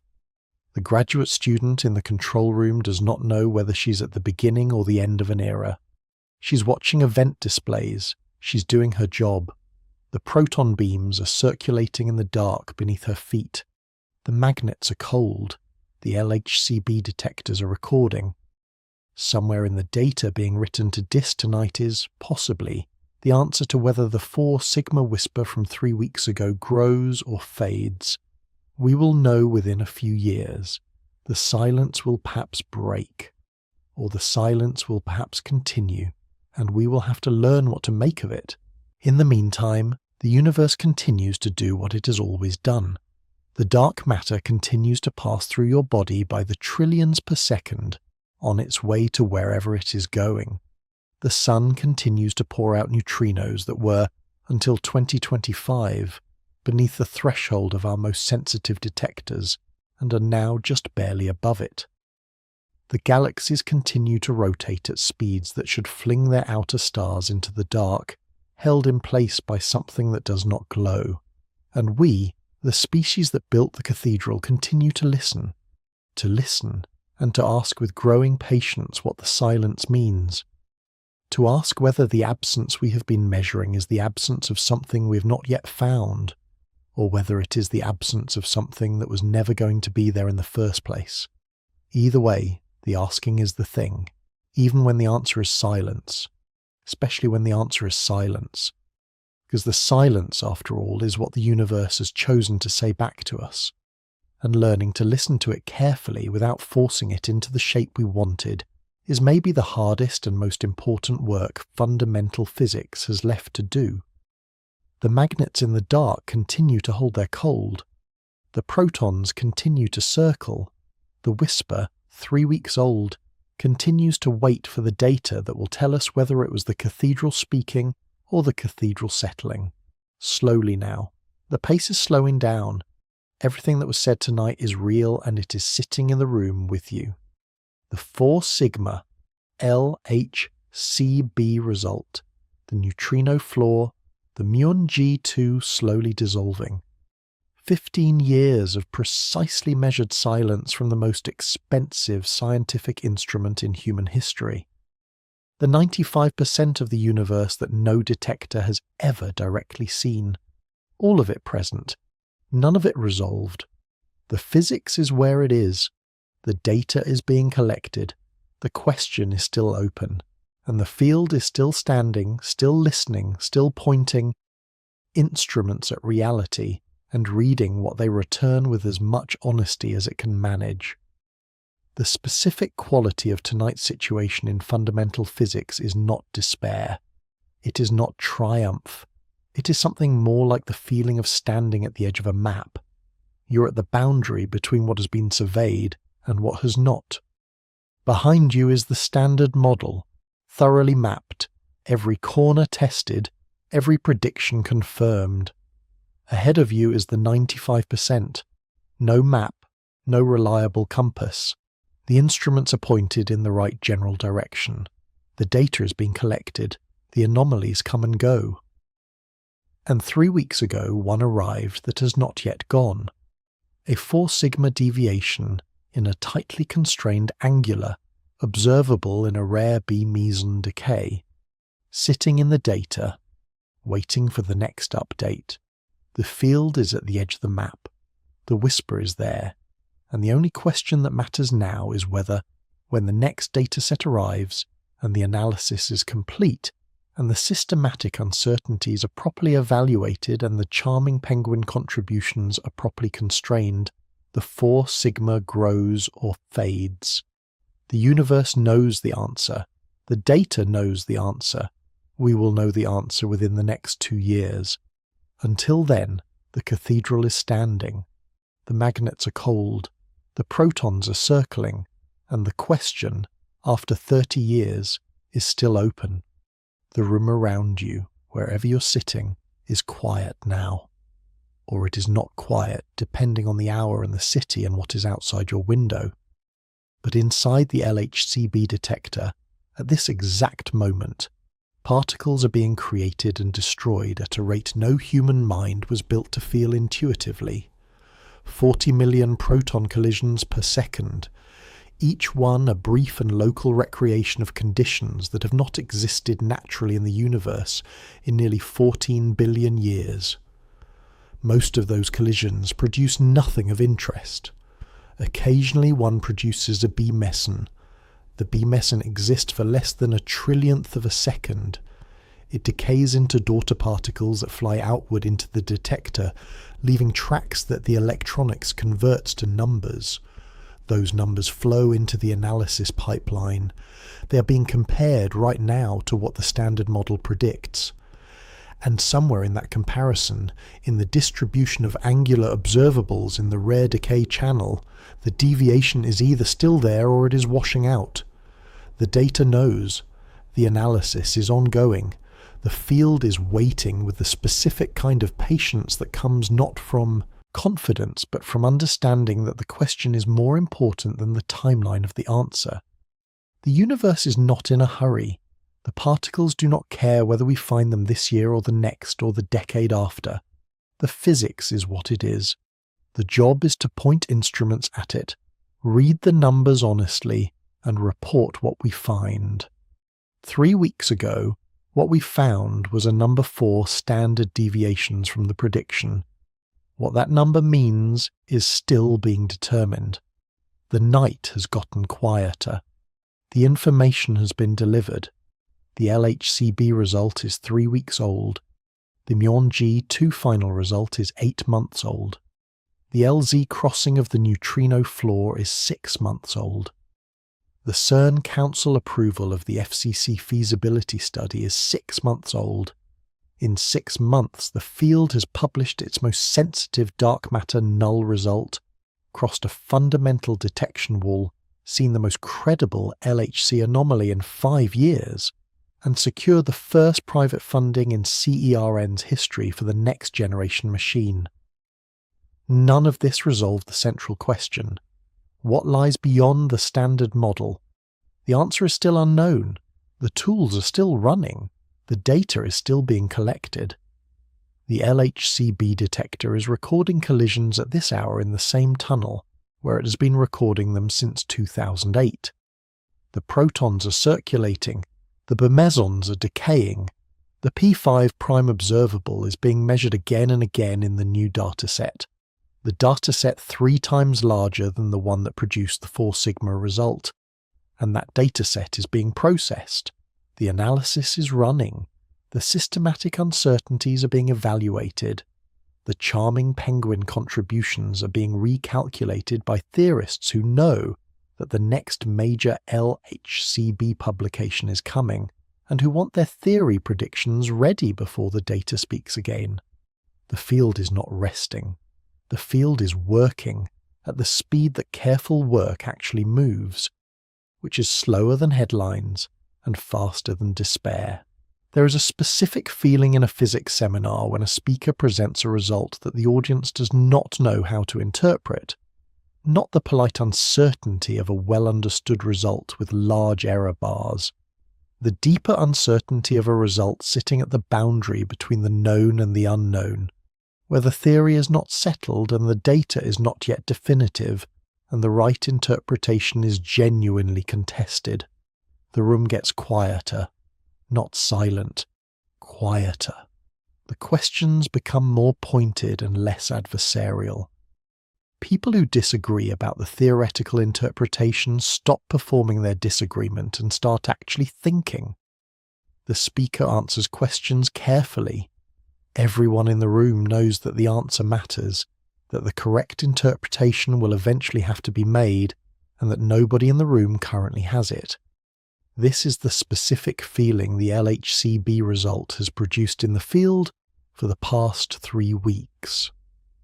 Not the 750 giga-electron-volt diphoton frenzy of 2016, where everyone was excited and the excitement was premature.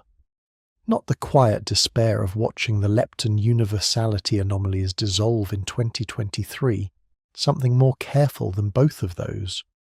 The physicists who know the most about rare beam Meson decays are not certain whether P5 prime is telling them about new physics or about charming penguins. The theorists who know the most about models of new physics that could produce such a deviation are not certain which of their models, if any, is correct. The experimentalists who know the most about the LHCb detector are not certain what the next data release will show.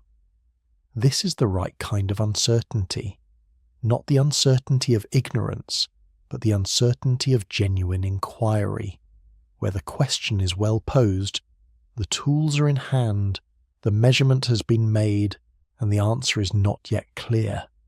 This is where the field is, sitting with that uncertainty, doing the work, waiting for the data to say more.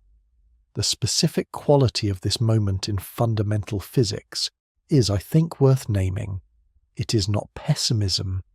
Pessimism would say the anomaly will fade and the silence will extend and the desert is real and nothing will be found and the field should stop trying. That is not the posture. It is not naive optimism either. Naive optimism would say the anomaly is definitely real and the FCC will definitely find something, and the 95% will definitely be identified by the end of the century. That is not the posture either. The posture is something more honest. The anomaly is real statistically. Its physical interpretation is genuinely unclear. The field will find out within 2 years. The FCC is being built because the question of whether the desert is real is itself worth answering, even if the answer turns out to be yes. The work is ongoing. The instruments are running. The data is being collected. The question is still open. And that is exactly the right state of affairs for a field that is standing at the edge of everything it knows. Let the night get quieter. The information has settled. The 4 sigma LHCb result is sitting in the data, 3 weeks old, waiting for the next update. The neutrino floor has been crossed. The muon G2 is dissolving. The FCC is being funded. The 95% is still unknown. All of that is present. None of it is urgent right now. The science is moving at the speed science actually moves, which is the speed of careful analysis and honest evaluation and willingness to change your mind when the data changes. The particles are doing what particles do. Right now, in the tunnel beneath France and Switzerland, protons are circulating at 99.9999991% of the speed of light. The B mesons being produced in those collisions are decaying in less than a trillionth of a second, their daughter particles leaving traces in the detector that the electronics reads and the computers store, and the analysts will eventually examine. The question of whether those traces contain a 4 sigma deviation from the standard model, a real physical deviation, not just a calculation uncertainty, is being answered in the data being collected right now, at this hour, in this very moment as you read this. The cathedral is still standing. The magnets are still cold. The question is still open. The field is still working. And somewhere in the data flowing through the analysis pipeline tonight, the answer is present, waiting to be read. The universe knows what P5' should be. The universe knows whether the charming penguins account for the deviation or whether something heavier and stranger is contributing to the decay. The universe has been trying to tell us for 15 years, and we have been building larger and more sensitive instruments to hear it more clearly. 3 weeks ago it said something we have not heard in 5 years. Something above the noise. Something that could be the beginning of the next chapter, or could be the echo of our own expectations. We will know which. The data will decide. The specific texture of this waiting is different from the waiting that followed the Higgs discovery. After the Higgs, physicists were waiting for the next thing with confidence. They expected it to arrive on a schedule they could roughly predict, based on the predictions of naturalness and Susie. The waiting now is different. Nobody knows what the next thing is, if there is a next thing.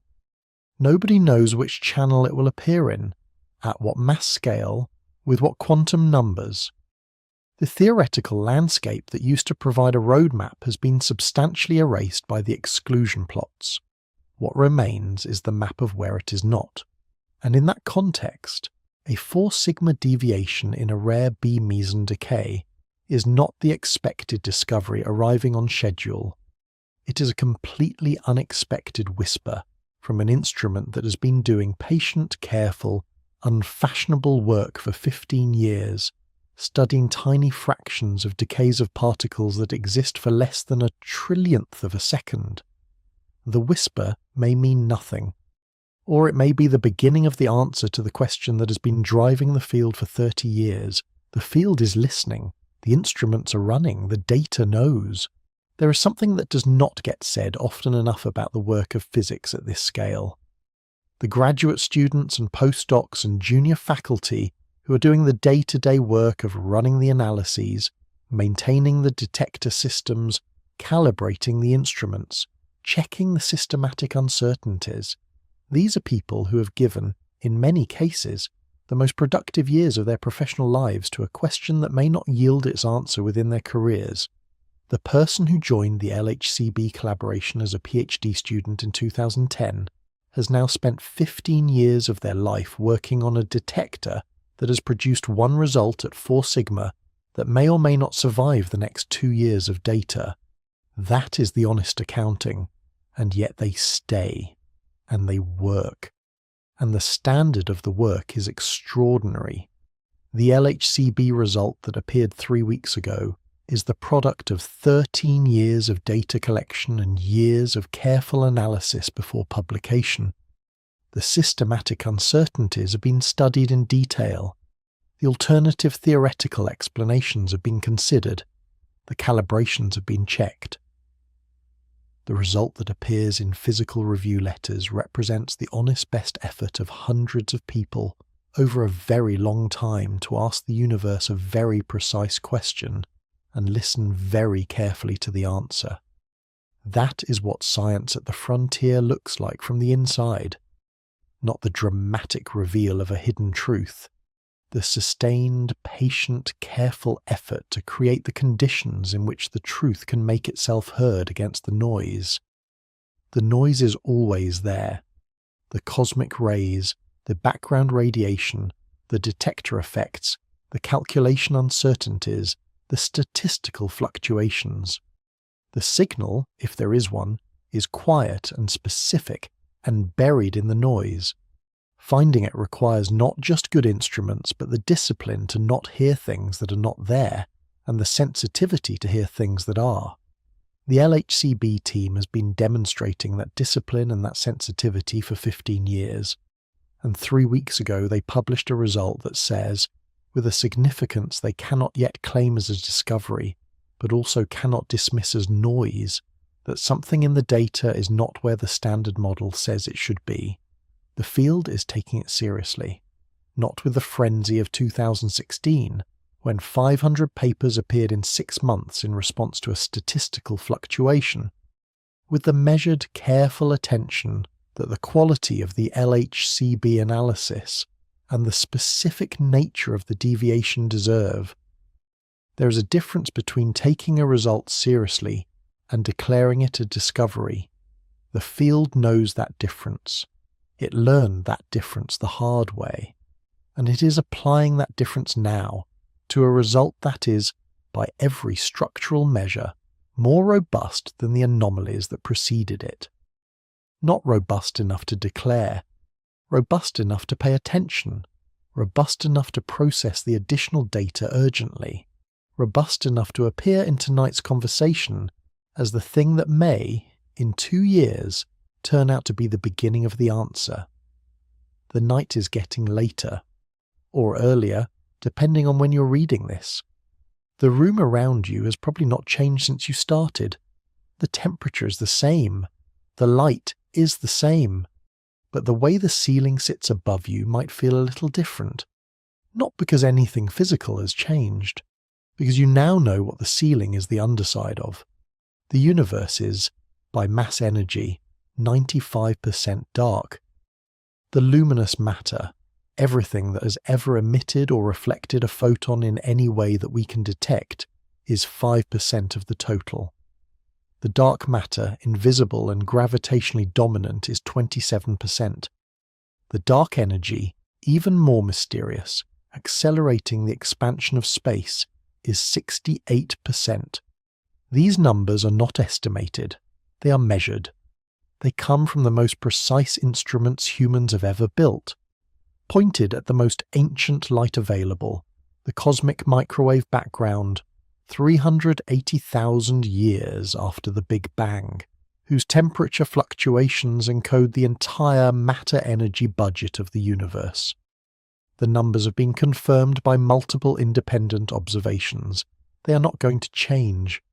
The universe is 95% dark, and we do not know what the darkness is. The largest machine we have ever built cannot produce it. The most sensitive detectors we have ever buried underground cannot directly detect it. The neutrinos from our own sun are now a background noise, flaw that limits further sensitivity in the direct detection approach. And 3 weeks ago, in a rare decay channel in the LHCb detector, something deviated from the standard model prediction by 4 standard deviations. something that may be the indirect fingerprint of a new particle, a new force, a new sector of reality that has been hiding in the 95% all along, just barely showing itself in the angular distribution of 4 daughter particles flying apart in a collision that happens once in a million B-meson decays. Or it may be a charming penguin, a theoretical calculation that is slightly off in a specific way that mimics the appearance of new physics in this particular observable. The field does not know which. The field will know within 2 years. The data is being processed, the analysis is running, the systematic uncertainties are being evaluated, and the answer, when it comes, will be one of the 2 most important answers in fundamental physics in a generation. Either the standard model has cracked, or it has survived again, in a place where it looked for a moment like it might not. Either way, the answer will change what comes next. Either way, the field will be different 2 years from now than it is tonight. The question is open. The data is running. The cathedral is still standing. The god has not yet shown up. But maybe, this time, there is a 3-week-old whisper in the data that is something more than the building settling. The magnets are cold. The protons are circulating. The question is still open.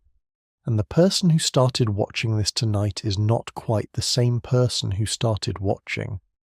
Because the 95% unknown is sitting in the room now in a way it was not before.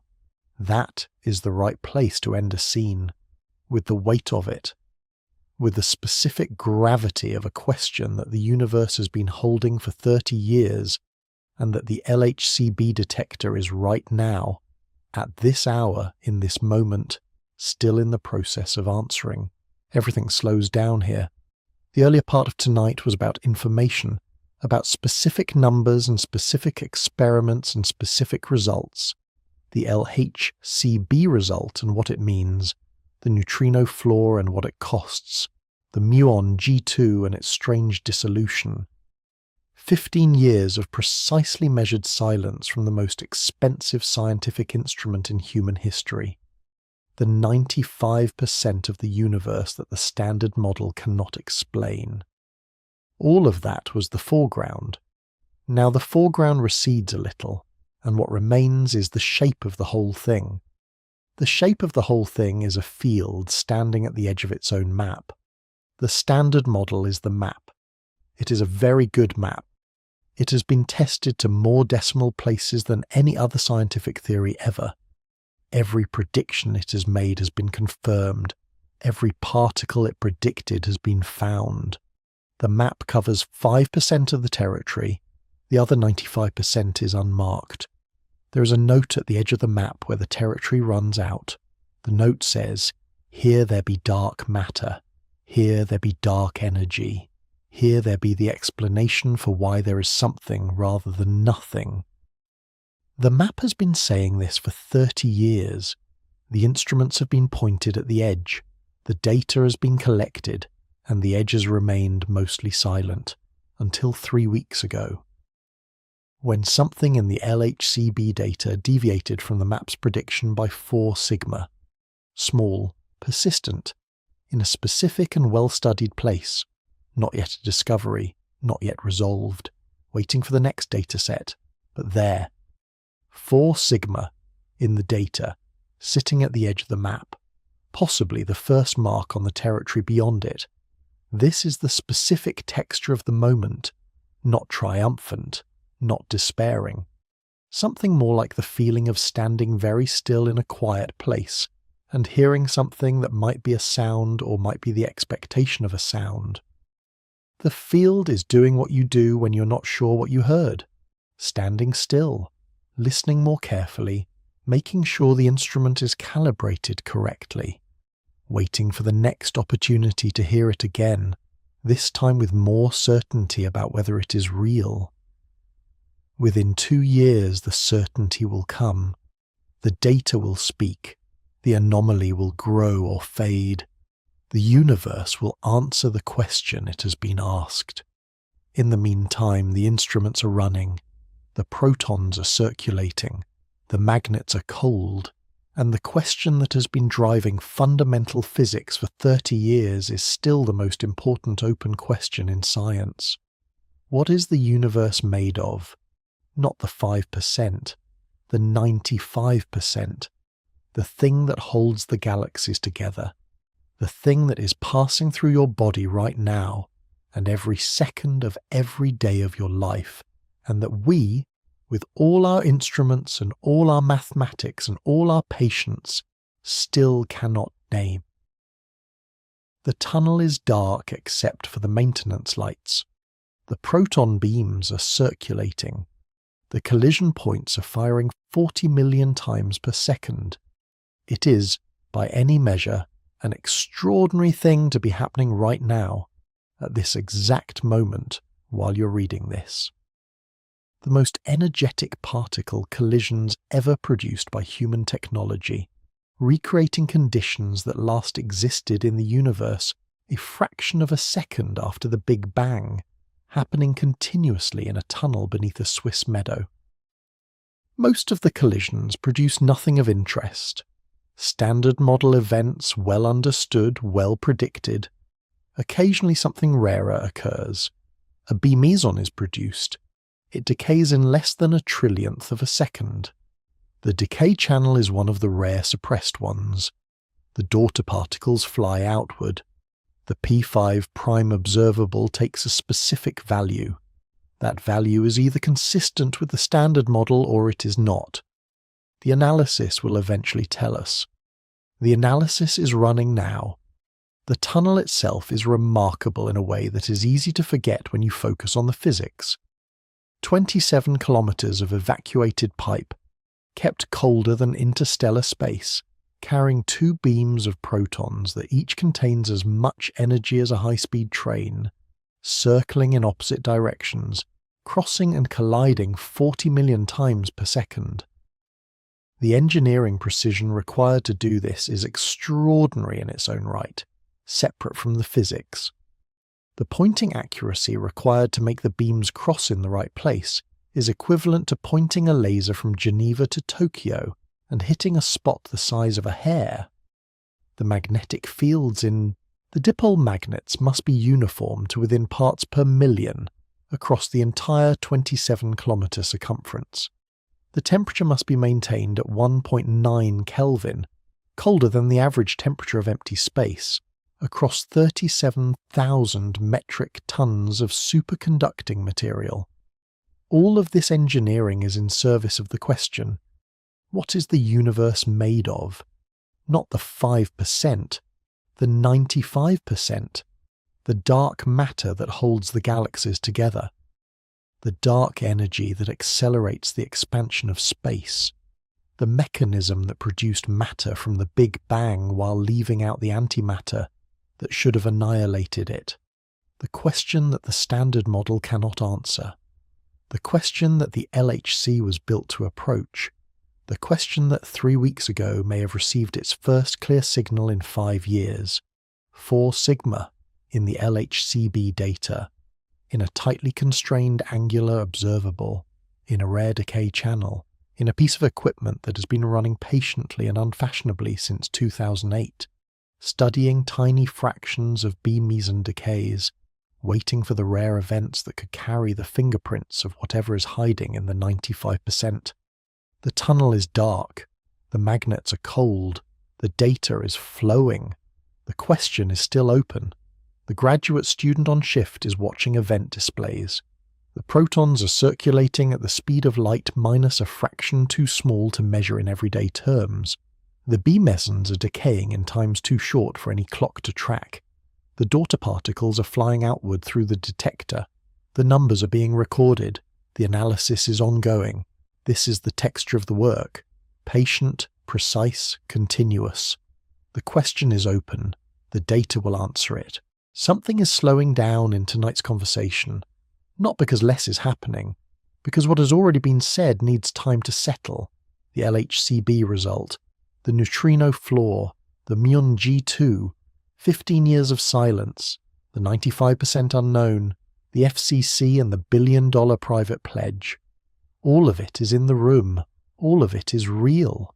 None of it is going away. The question of what the universe is made of is not closer to being answered tonight than it was this morning. But the way the question sits might be different.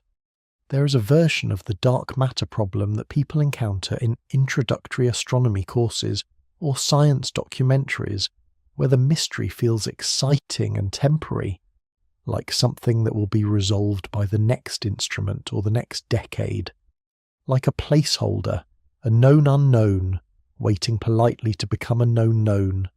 That version is not the accurate version. The accurate version is that the dark matter problem has been known since the 1970s, has been confirmed by multiple independent lines of evidence since then, has been the subject of the most dedicated and sophisticated experimental searches in the history of physics, and remains today exactly as unsolved as it was when Vera Rubin was taking her first rotation curve measurements of Andromeda.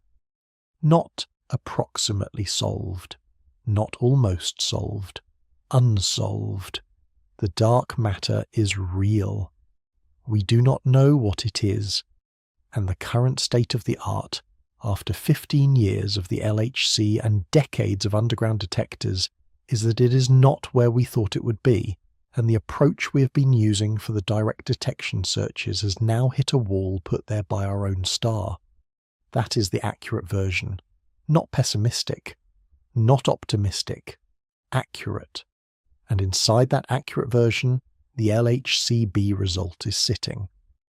4 sigma, in a tightly constrained observable, in a rare decay channel, in an instrument that has been studying the edges of the standard model with patience and precision for 15 years.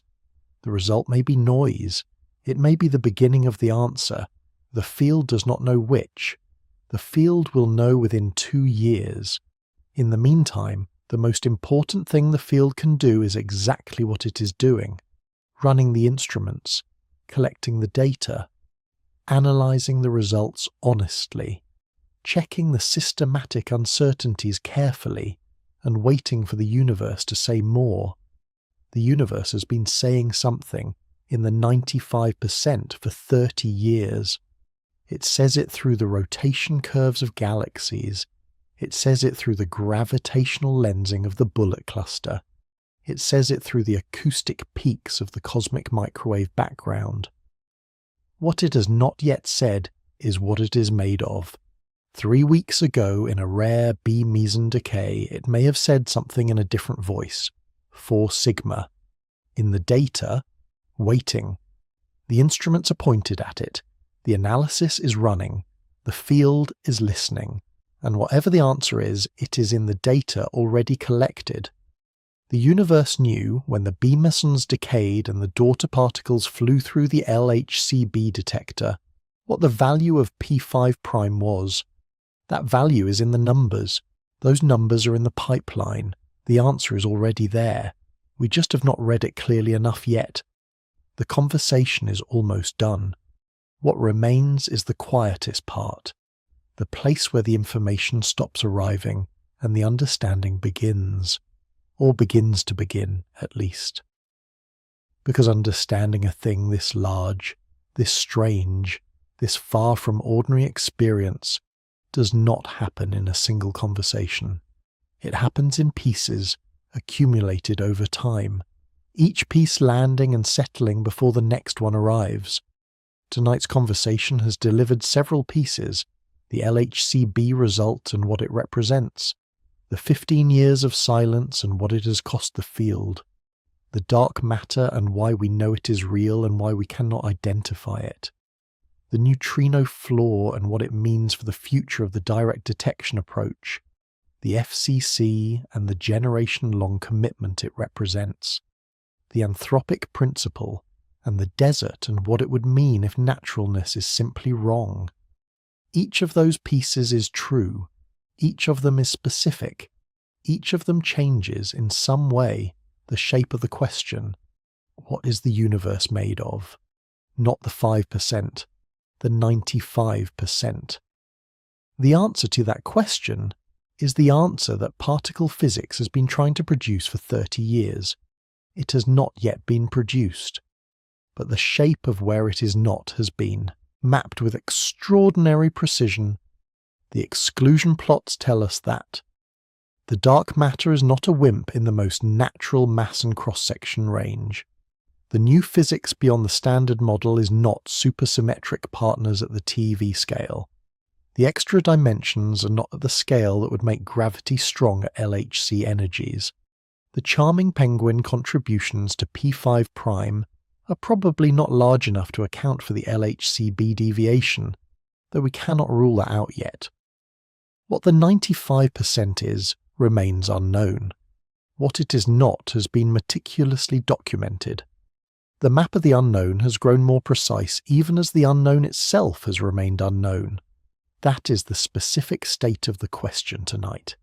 And the LHCb result sitting at 4 sigma in the data is either the first mark on the territory beyond the map's edge, or it is a shadow cast by the map itself onto the territory just beyond it. The charming penguins cast that shadow. The next dataset will tell us how large the shadow is. The field is waiting for the light. The instruments are running. The data is being collected. The silence that has been the field's constant companion for 15 years may be about to break. Or it may continue, and the field will have to find a way to live with it and learn from it and build the next machine, and ask the question again at higher resolution. Either outcome is informative. Either outcome is the science working correctly. Either outcome will change what comes next. The work is ongoing. The question is still open. The cathedral is still standing. The dark matter is still passing through your body. And the answer is in the data that is being collected right now, at this hour, in a tunnel beneath a Swiss meadow, at 40 million collisions per second, in a particle that exists for less than a trillionth of a second, in an angular observable called P5', waiting for a clearer reading. The LHC is running right now, at this hour, in the tunnel beneath France and Switzerland. The proton beams are circulating in opposite directions at 99.9999991% of the speed of light. The collision points are firing 40 million times per second. The detectors are recording. The data is flowing. Somewhere in that data, the value of P5' in rare B meson decays is being measured again and again, each new event adding to the dataset that will eventually answer the question of whether the 4 sigma deviation from 3 weeks ago is real physics or theoretical noise. This is the last image, not the control room with its event displays, though that is real. Not the auditorium at CERN in July 2012 where Peter Higgs wiped his eyes, though that was real. Not the tunnel itself, dark and cold and running, though that is real too. The last image is the data, the numbers, the specific values of specific observables in specific events flowing out of the detector into the analysis pipeline, waiting to tell us whether the universe was speaking 3 weeks ago when the LHCb collaboration published a 4 sigma deviation in a tightly constrained angular observable in a rare B meson decay channel. The numbers are already there. They are in the data set. They have been collected. The decay already happened. The daughter particles already flew through the detector. The electronics already converted their passage into signals. Those signals are already numbers in a database. The analysis is already running. The systematic uncertainties are already being evaluated. The answer to whether the anomaly is real is already in some sense in the numbers. What remains is to read the numbers carefully enough to be sure of what they say. This is always how it ends in fundamental physics, not with a dramatic event but with a careful reading. The universe does not announce its secrets. It allows them to be inferred, slowly, from the patient accumulation of measurements taken by instruments, built by people who have devoted their professional lives to asking the question clearly enough to hear the answer. The LHCb collaboration has been asking this question for 15 years. 3 weeks ago, they published a result that says, at 4 sigma, that something in the answer might be different from what the standard model predicts. Within 2 years, they will publish the next result with 3 times more data, and the question of whether the anomaly is real will be substantially clearer. The field will know. The science will have done what science does. The silence will either have broken or extended. And the next question, whatever it is, will begin to be asked. That is the shape of the work. That is what the cathedral is for. Not for the God to arrive, for the question to be asked clearly, precisely, repeatedly, with the best instruments available until the universe answers. The data is running, the analysis is ongoing, the question is open, and the field is still standing, still working, still asking. That is enough. That is, in fact, everything. You made it to the end. Through the 4 sigma number and the charming penguins and the 30-year story of what the LHC was supposed to find and what it actually found. Through the neutrino flaw and what it means that the sun itself is now the limiting factor in the most sensitive dark matter search ever conducted. Through the Morn G2 anomaly slowly dissolving into theoretical uncertainty. Through 15 years of beautiful, precise, carefully measured silence from the most expensive scientific instrument in human history. Through the 95% unknown that is passing through your body right now, and that we, with all our instruments and all our mathematics, have not yet been able to name. You went all the way through. If this did something to you, if the size of the 95% unknown is sitting differently in your chest than it was when you started, if the 4 sigma LHCB result feels like more than a number now, then before you close this, there is one thing I want. Leave a comment. Not a paragraph. Just your city and the time. Because one of the things tonight was about is where the people asking this question are, and you are one of them, at a specific coordinate at a specific hour, sitting with the fact that 95% of the universe is made of something that no detector has ever directly seen, and no collider has ever produced, and that is passing through your body at trillions of particles per second as you read this. City and time. That is the whole comment. That is the one I want. The like button and the subscribe button are there.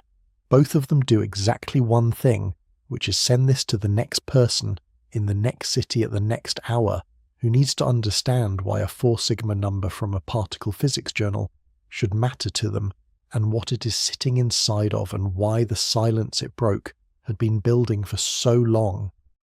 The field is asking a question. The instruments are running.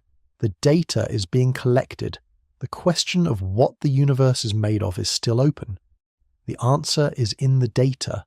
The data is flowing now, right now, at this hour, in a tunnel beneath France and Switzerland, at 40 million collisions per second, in a particle that exists for less than a trillionth of a second, in an angular observable called P5 prime, 3 weeks old, 4 sigma, waiting. The LHC is running. The mesons are decaying. The anomaly is either real or it is not. The data will decide. Good night. The silence is either about to break or about to extend. The field will know. The science will do what science does. The universe will answer. City and time. Good night. The dark matter is passing through this room right now, by the trillions per second. It has been doing this for the entire history of the Earth. It will continue long after this conversation ends. The question of what it is made of is the most important open question in fundamental physics. The LHCb collaboration published a 4 sigma result 3 weeks ago that may be a fingerprint of whatever is hiding in the 95%. Or it may not. The data will decide. That is the whole of it. That is the honest summary. The question is open. The instruments are running. The answer is in the data. Good night.